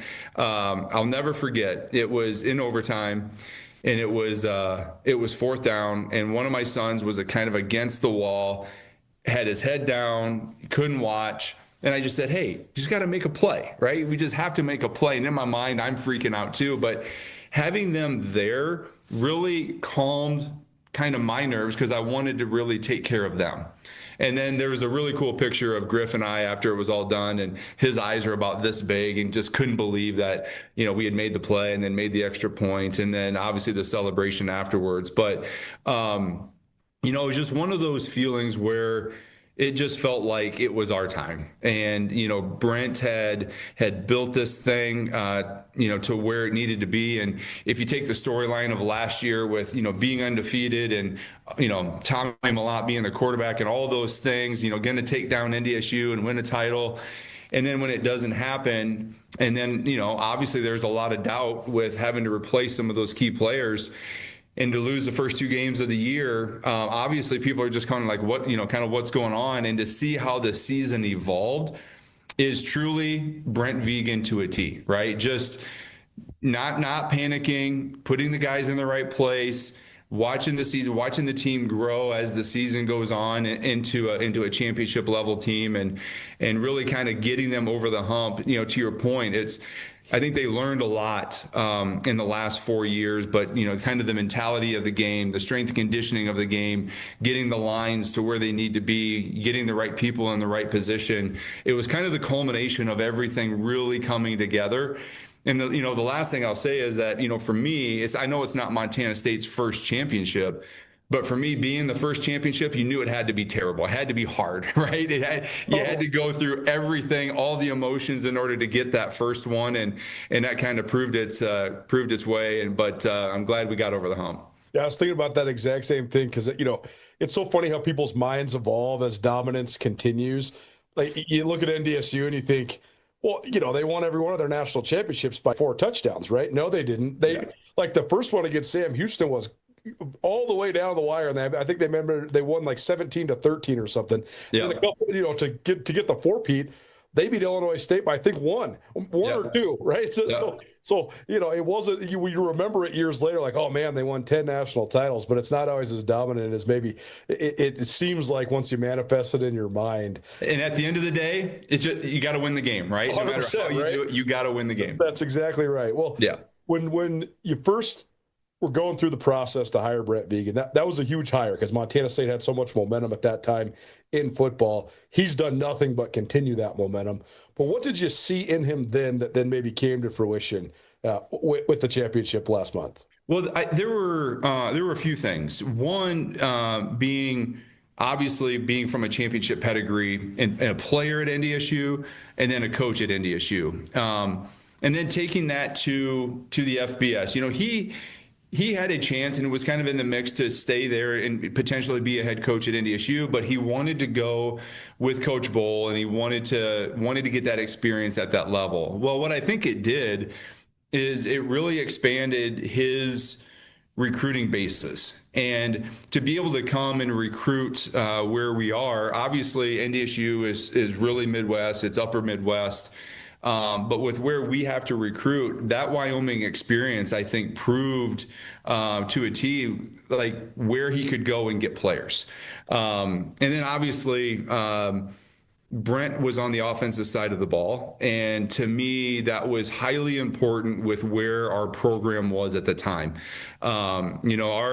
The ebbs and flows of coaches right here at MSU, and I wasn't here for Coach Ash, but I was at South Dakota State when we played them, and highly offensive teams, a lot of shootouts with them, and then you get Coach Choate here, and it's just a defensive mentality. And my hope was that we could take that defensive mentality and hold on to it and harness it, but also bring in an offensive mind and really kind of mix those two things together. And to me, that's kind of what I've seen, right? It's a lot of creativity on offense, even with a lot of different kind of players at different positions, just recruiting a lot of athletes that can go do a bunch of things on the field, and holding teams to not very many points. And so you can go score a bunch and not give up too many, and that's a formula for winning a bunch of games. And I think when interviewing him, Molly came with him, and you could just tell the kind of couple that they were, and obviously didn't know the kids quite yet, but when we got him here, we all know the kind of coach he is right now, but having the family here integrated in the community is really kind of icing on the cake, because they're unbelievable people. People around here love them, and it just has fit like a glove, really, him and Molly and the entire family and what they've been able to do here in Bozeman. So fortunate to be able to get him. I think right time, right place for both of us. And, it's been great to work with him over the years as well. Well, certainly. And also just so fortunate probably to hang on to him too, right? So Right. tell me about that element, because I mean, like he always says, this is just going to be the way it goes with the way that the calendar works, right? If you're in the FCS playoffs, the coaches that are coaching are going to be the guys that are getting talked about for the people that aren't playing anymore. Right. But he's been able to handle that pretty darn well. So what have you thought of how he's navigated that, and how does that sort of impact your seat? And you must be happy that he stayed and brought you a national championship trophy. Yeah, for sure. And it's never a surprise. And we kind of just operate. That's how I operated with President Cruzado, and I operate with President Testman. As I don't want there to be any surprises. And if there's news, if there's information, I want them to hear it from me. And that's truly what I ask of our coaches. I want our coaches to be able to have an open dialogue with me, not be afraid to come to me and tell me that, hey, I got this phone call from so-and-so and they're interested. When you have good coaches and you have good programs and they're winning, they're doing great things, they're going to get phone calls. It's just going to happen. The worst scenario is you have a coach that never comes to you and says, hey, somebody's not looking at me, or they're not coming to you talking about those things because they're probably not having success. You want the coaches to be able to come to you, but then it's on us then to, again, like we talked about with the student athletes, it's on us to provide the environment for the coaches to feel that they can accomplish their goals here at MSU with how we support them and what we have around, what we put together around them. And I do feel like all of our coaches feel they feel supported, and they feel supported like they can go out and win a Big Sky championship in whatever it is that we compete in. And that's the mentality that I want to have here. And then in some of the sports like football, you want to be able to set yourself up to go and win a national championship. And I think getting over the hump there, hopefully has helped our entire department, think that way. We've had a lot of success, but I want more of our programs to be able to knock the door down and win those conference championships, and then have your teams participate in the national championship. So it's really about, I don't want to dread trying to hang on to coaches, because I think if they're getting calls, it means our programs are in really, really good spots. But then it's really on us to put the things around them that they feel like, you know what, it's better here than going somewhere else for a few more $1,000, and but I can do more at MSU, and I can win more, and I can have a lot more fun at MSU because of what's going on. Yeah, definitely. It's great perspective. Leon Costello, Montana State Athletic Director, joining us. Any updates on how this revenue share is going, or has that been a challenge so far, or has that been pretty smooth? I know it's only been a little while, but how's that working just in terms of the athletic department right now? Well, I would say it's a challenge based on the numbers you hear other places, right? Sure, right. I don't think it's been a challenge here implementing rev share. Our university has been so supportive of the things that we are doing. I think our coaches have gravitated towards it. It has become part of just our normal conversations, everyday kind of operating procedures. Yeah. That part of it's been pretty smooth and pretty simple. The hard part is when you compete at a national level, you got high quality student athletes that are getting looked at and recruited by schools that can afford to pay them what we can't pay them. That's when it becomes very interesting. I feel like there should be more transparency in those numbers. 'Cause I know there has to be. Like the NIL stuff and all the revenue share stuff, it has been sort of like if I wanted to get Montana State's athletic department budget, I could just email over to you guys at the school and I could get it. Like that's a thing that's public information, right? Yeah. But nobody knows what anybody else's stuff is. And then you hear these numbers and you're like, is that possible? I don't think that that's possible, but that must be so mind bending, right? When you're trying to come up with competitive numbers to keep guys around, and then you hear that they're getting 7-8 figures. You're like, it just seems like there should be some transparency behind it. Yeah, of course, and especially if it's part of NCAA legislation, right? You can spend up to $20.5 million, and where that money goes should be part of all of the other reporting that we have to do per the NCAA, like our EADA reports and all of our financial reporting we have to do. It's under all the same umbrella. So to your point, yeah, I think all that is helpful. And then you hear the conversations about above the cap. Well, how do you know what you have above the cap? Because that's supposed to be coming in from these external places. You're not really supposed to have any idea what that could be. Sure. But that's being promised. And so there's still work to do when it comes to, how this is all going to shake out. And, obviously there are a lot of smarter people that are working on this outside of me, but we still have work to do when it comes to putting the parameters around what this all looks like moving forward. My hope is, and I feel like we're getting better, but it's just never fast enough, right? It just feels like it takes a long time to really get, kind of this big vessel called the NCAA and all its member institutions to the right spot. There's just so many things that go into it. It just takes a long time to get to where you want to go. Well, last thing for you, no need to comment on the actual specific schools, but the wide world of college football continues to evolve, and it's particularly volatile out west, right? I mean, just because of the sort of dissolution of the Pac-12 and now the sort of rebuilding of it, and then the dominoes that have fallen from that. I know you've said for quite a while now that you just want to have Montana State in the best position possible when the opportunity arises, if the opportunity arises. Is that still sort of the strategy for Montana State? What if you just think of your position right now as the defending national champions in FCS football? Yeah, I mean, I would tell you, we've done a really good job of focusing on internal, right? Focusing on ourselves and putting ourselves in the best possible position to win championships. And I think it's not just in football, it's proven itself across the board with all of our sports as they've, hit historic marks over the last 10 years. They've had the most success that we've ever had when you're in terms of conference championships, All-Americans, qualifications to the NCAA championships. We've had more of that here in the last 10 years than any other time in our history. And to me, that's a sign of strength. But you always are keeping an eye on what's going on around you. And I think to your point, it's especially volatile out here in the West just because you still have two major conferences that are in a lawsuit together. And the shakeout of that is going to determine a lot of what happens west of the Mississippi. And so, of course, we're kind of keeping an eye on that. And we have these conversations, open conversations in our ADs meetings in the Big Sky all the time.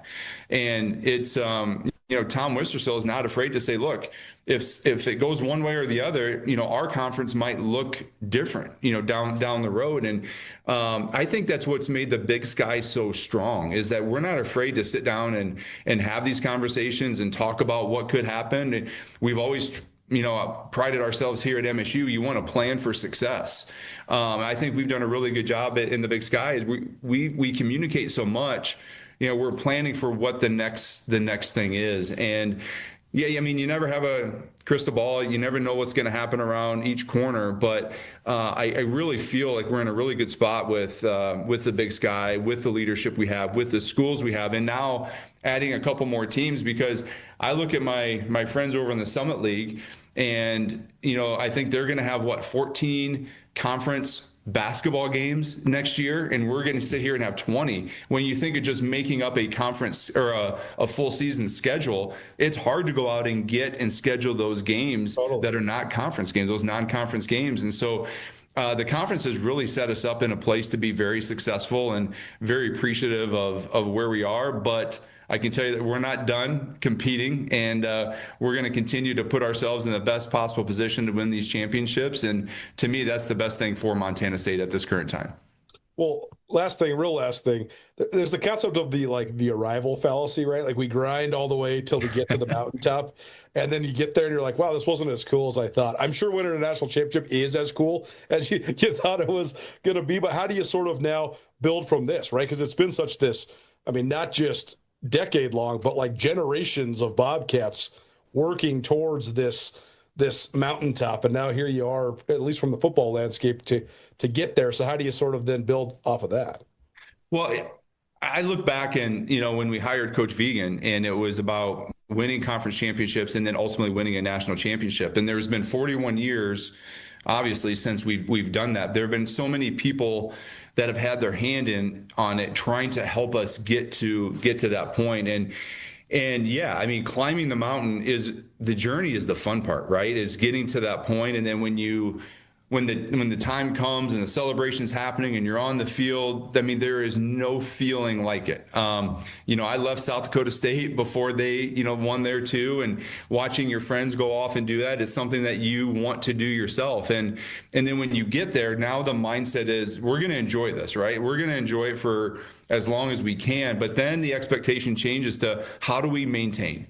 How do we continue to build so that we can turn ourselves into the next NDSU? Why can't we, stack multiple national championships? Because I do feel like we have things in place, but you can't get complacent, right? Because people are trying to do the same thing that you're doing. We just got to make sure that we keep putting ourselves in the best possible position to be in that position every single year. And so I think it's just a little bit of a switch in mindset is, hey, we don't have to win that first one anymore. Now we have to win another one. And that to me, just coming out of my mouth sounds a little weird because I'm not used to, having it be that we are the national champions. But now that we are, it's about maintaining and winning more than just one. Yeah, we appreciate the time as always, and we'll probably see you down the road here in Boise. But thanks for joining us here today. Sounds great. Thanks for having me. ESPN Roundtable probably presented by Stockman Bank of Montana. Stockman Bank invites you to experience the Stockman difference. As a family-owned community bank with locations throughout Montana, Stockman Bank committed to enriching the lives of Montanans and helping communities succeed. What that means to you is your money stays in the local economy, supporting your friends and your neighbors. Stockman Bank, Montana's brand of banking. We'll hear from Jocelyn Land, a newcomer to the Lady Grizz. Next, keep it right here, 102.9 ESPN Radio.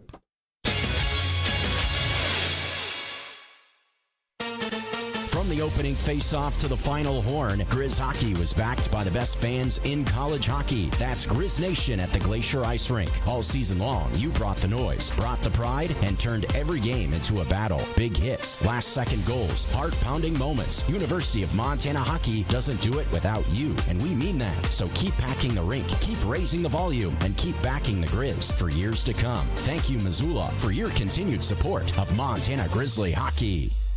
Checking in with Ryan and Lucy for the Big Sky Documentary Film Festival, happening February 13th through the 22nd. We have a great lineup of music docs this year. We've got an incredible doc about Sun Ra, another about young hippies on Dead and Company tour, as well as a doc about Vic Chestnut. We have a beautiful film about Chet Baker. We also have a film about Professor Longhair, a film about Benjamin Smoke, and Little Feat, the documentary. For more information, visit bigskyfilmfest.org.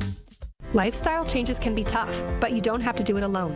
The Diabetes Prevention Program connects you with others who share your goals and helps you build healthy, lasting habits. Participants have cut their risk of diabetes by more than half, and even more for older adults. Smoking and vaping also increase your risk for diabetes and heart disease. Get free quit help at quitnowmontana.com or call 1-800-QUIT-NOW. To join the Diabetes Prevention Program at Missoula Public Health, call 406-880-5344 to register.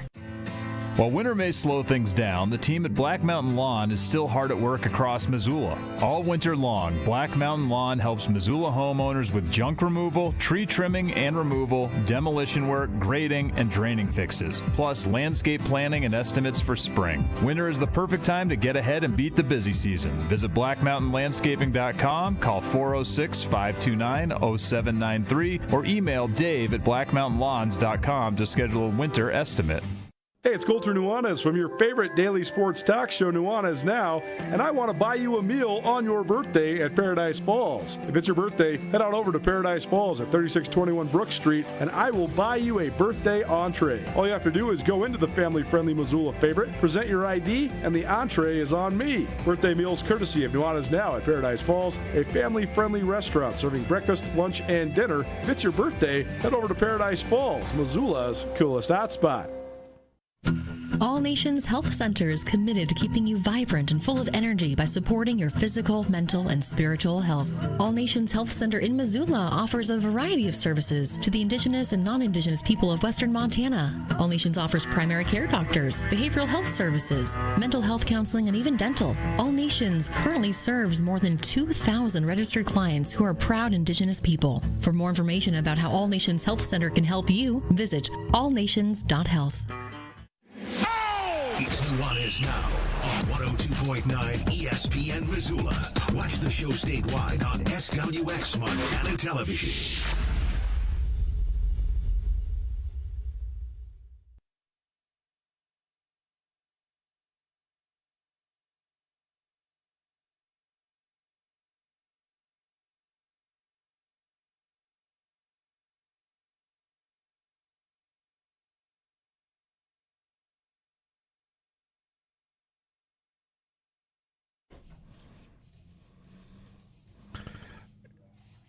want to see them so bad.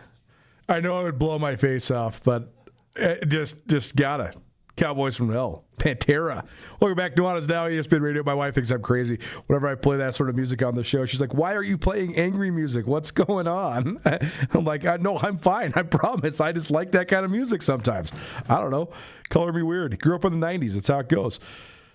Lady Grizz have been up and down this year. In fact, they were down all the way, and then they were up for a couple weeks, and then they've been down all the way. It was a 5-game losing streak, a 4-game winning streak, a 5-game losing streak. Now they have 5 games left to play in conference play. We caught up with one of their new incoming players earlier today. Checking in with Lady Grizz basketball now as we come down the stretch run, and the Lady Grizz have another homestand this weekend. Idaho State in town on Thursday, and then Weber State in town on Saturday. Stay tuned here in just about a couple minutes. We'll be to give you a chance to win tickets to each of these Lady Grizz games. We're joined now by a sophomore from the Lady Grizz basketball team, Jocelyn Land, our guest. Jocelyn, thanks for being here. How you doing? I'm good. Thanks for having me. First of all, just tell us about just this season so far. I know you guys have had some bright spots and some tough spots as well, but you're a super young team. So how's it gone for you, and what do you just think of the spot you guys are in right now as you enter the last couple weekends of the regular season? Yeah, overall, I think I'm just really proud of my team and my teammates and how we've stuck it out through this season. I mean, obviously everyone knows we've had some rough patches, but we all show up every single day excited to get better, excited for the next game, and we never look in the past too much, and we all work so hard for each other, and I think that says a lot about the kids that we are and how hard we want to work. So, well, certainly one of the bright spots came the last time you guys played Idaho State, and you guys shot the ball so well that day, but also defended so well that day as well. So what do you remember about that win? Probably one of your guys' best wins of conference play so far. Yeah, I remember the excitement that we all had for each other. I mean, whether you were hitting shots or you weren't, you were just so excited for your teammates, and we were winning as a team. It wasn't a one-person effort, and I think that energy is something that we really strive off of, and especially when things are going well, we're really good at having that energy. So I think to remember to always bring energy like that, whether it's going hard or good, that we will usually get the outcome we want if we play like that. Is that, I mean, when it is sort of an all-for-one effort, is that the thing that makes you guys the best, do you think? You know, when you're moving the ball and you have a bunch of scorers contributing? Yeah, I think that makes us the best because we're all feeling good about ourselves. If we're all hitting shots and we're all passing and assisting for each other, we all feel really good out there. And especially for our team, I think that when we're really doing good offensively, that helps our defense extra, which usually it's supposed to be vice versa. But for us, at least, that's what really benefits us. Jocelyn Land joining us here on Nuanez Now, 102.9 ESPN Radio. Lady Grizz back home this weekend. If you'd like to get entered in to win some tickets, 406-888-1029. That's 888-1029. Shoot us a text. We have about a dozen tickets to the game on Thursday, so if you'd like to go check out the Lady Grizz, keep those texts coming in, 406-888-1029. Tell us about your path to Missoula. I know you spent last year at Butler, so what was sort of the thing that drew you to the University of Montana? Yeah, I mean, obviously, as you said, I started last year at Butler, and I just don't think it was the right fit for me for many reasons. And when I put my name in the transfer portal and Nate had reached out, I just really liked who he was, especially as a person. It really felt like he cared about me more as a person than a basketball player, which I really think I benefit from. And he really believed in me. He believed in all my talents and all my potential that I had. And then when I took my visit out here, I could just tell how all these girls interact with each other. I mean, we're all best friends. I love every single person on this team, and I could really feel that on my visit. And I think Missoula is also just such a pretty place, the mountains, all the stuff to do in the summertime. I think I just knew that this was the place I wanted to spend my last 3 years of college. Well, you can tell the connection you guys have because it seems like you guys are always, having fun with each other and cheerful around each other and stuff like that. So, did that come pretty easily? And where does that come from? How are you guys able to connect so quickly? Because it is a team with a lot of new faces. Yeah, I mean, I'm not necessarily sure I know where it comes from. I think it's just the kids that Nate and all the coaches have brought in here, that they're all just such good kids, and I think that we all just have so much love for each other, and we pour into each other every day, whether that's on the basketball court or that's off the basketball court. I just think that these girls, we just all connected with each other so quick. And I remember even my first night when I moved into my house, I knew that I just was going to really get close with these girls. And I think that's just such a good feeling to have when you come to a new team. What's been maybe the biggest adjustment for you moving to Montana? Yeah, I think it is farther away from home. My parents haven't been able to come. There's many home games while they travel a lot, and I'm so appreciative of it. They were able to come to more home games last year. So that's been an adjustment just because I love looking in the stands and seeing my parents there. But they have been able to make it out to Missoula a couple times, though? My mom just came. Nice. We played Portland and Sac State. She came, so she's coming this weekend too, which is awesome. Well, that's great. At least you get a little bit of time with mom. Certainly a good thing. Well, when it comes to this upcoming week, then what do you think of just the stretch you guys have in front of you, and what sort of goals do you have as a team to just sort of finish this thing strong, headed into the conference tournament? Yeah, I mean, I think we're feeling pretty good. I mean, obviously last time we played these two teams, we went 2-0. So I think we feeling pretty confident, and just knowing that if we play the way we played these teams last, that we'll be in a good spot. And we're at home. We have our home crowd, our home baskets. Like, I think that we're feeling good. And getting Northern Colorado again, too. We haven't played them since first 2 games of conference, and we're a completely different team from the first week in January. So I think we're excited to play them again, too, for our last home game. So. Oh, when you mentioned just being a different team, where have you seen the team grow the most over the conference season? Yeah, I mean, I think that we've just learned that we can adapt to anything. I mean, we had quite a bit of games where our starting point guard, Mac, was out, and that put a lot of pressure on everyone else to step up. And I think it just showed that we're all capable of it. And if somebody's not going our way or is going our way, that we are really good at adapting to change. And I think that just shows when we were going on our winning streak. So, well, somebody that plays off the ball a lot, has that been an adjustment for you? Because you mentioned, I mean, Koning was there. She's so high usage. And then when she was out, you guys kind of had to adjust. And then when she came back, it was kind of another adjustment to her having the ball in her hands so much. How has it impacted you? How have you noticed just your style change when she's there or when she's not? Yeah, I mean, I think it definitely changed. I mean, she always finds me on my shots, whether that's pick and pop, when I'm cutting or I'm in the post. She's so good at just seeing angles and making that pass so crisp and perfect. So I think that really put me in a spot where I had to more take the shots off the dribble, and I wasn't getting like wide open threes like I was getting before she was there. So I think it really forced me to stretch my game and to just put myself in positions where I may have been uncomfortable, but that goes back to Nate. I mean, he believed in me. He told me that I could do it, and he would never put me in a spot he'd think I couldn't succeed. So I think just trusting in myself and trusting in him that I can do it too was really beneficial. Well, I know he's talked about, you obviously want to win every time you hit the court, and you guys are obviously all competitive. But at the end of the day, it comes down to how well you're playing at the end of the year. So how do you sort of balance those things? Just getting better within the scope of the season, but also coming to a peak and playing your best basketball when it does roll into March and it rolls into the conference tournament in Boise. Yeah, I think that's been one thing that we've all had to really work through. I mean, especially me, I've had to remind myself that it necessarily doesn't matter how I'm playing in January or how we're as a team playing in January, but if we're playing our best basketball in March, like, that's what matters, because no one's going to remember what happened in January if you win in March. And I think he's done a good job of reminding us of that every time we've had hard games, that it doesn't matter what's happening now. It's like keeping our eyes focused on March and working towards that goal in March is what's really important. Well, last year, Lady Grizz had such a great run in March all the way to the title game. So I know some of those same players are back, but some of you guys are new too. So is that something that you look to and say, hey, we actually have a proof of concept? Like there's some people on this team that have done this before? Yeah, I think it's just a good reminder for us that honestly anything can happen in March. Like, everyone talks about that, like, craziest games happen in March, and like, why not us? Like, it can be our run too. We just have to stay focused and stay true to the process and believe that we're really capable of it. Lady Grizz at home this weekend, Idaho State Thursday and Weber State on Saturday. Jocelyn Land, a sophomore for Lady Grizz, joining us here on ESPN Radio. Jocelyn, appreciate the time. Nice to meet you, at least over the phone, and thanks so much for being here today. And thanks for having me.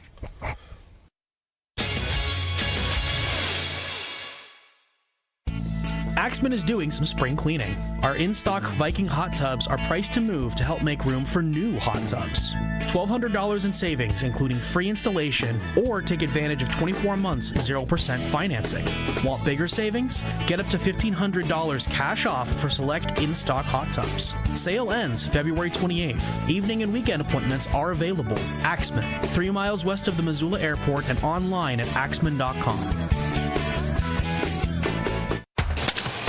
Are you a sports fan who loves to win? Get in on the action with Sportsbet Montana. Bet on collegiate and professional baseball, football, hockey, basketball, and more, all while keeping the money right here in Montana. It's easy and secure on our kiosks and mobile app. Head to your favorite Sportsbet Montana retail location to catch the game, place your bets, and celebrate your wins. Sportsbet Montana. Learn more at sportsbetmontana.com.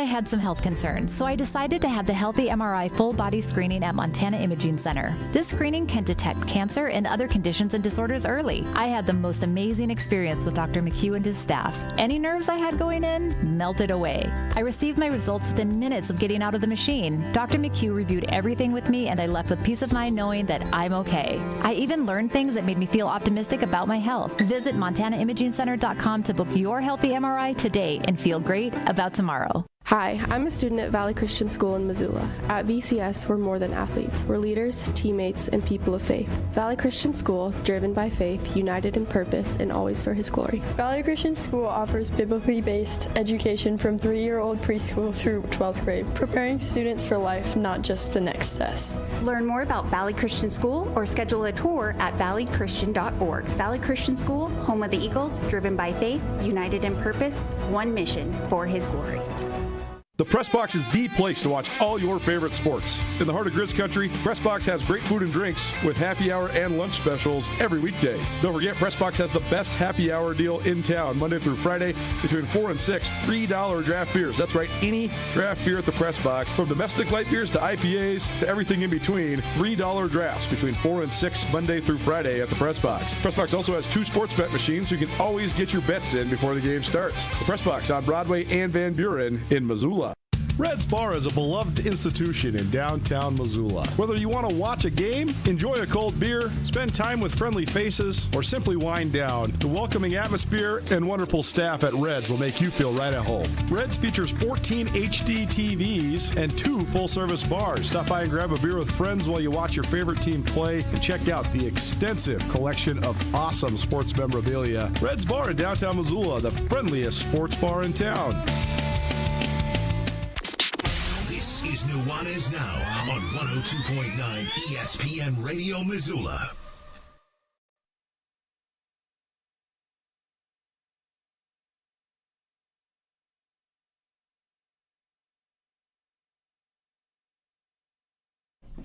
Welcome back, 102.9 ESPN Radio, SWX Montana Television, and the ESPN MT app. Colter Nuanez coming to you through the Grizzly Disposal Studio. If you missed anything in the show, you can always find it on the Nuanez Now podcast, which is available on all your various podcast hosting platforms.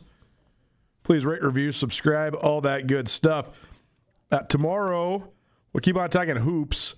Idaho State's coming through Montana. They'll play in Missoula tomorrow night and then in Bozeman on Saturday. It's a big game in Bozeman on Saturday, certainly.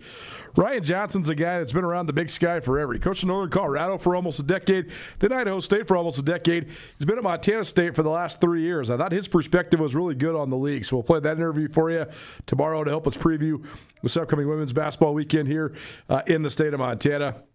We will also talk some NFL, and I also have some more musings about the crazy coaching carousel. See you at 4 p.m.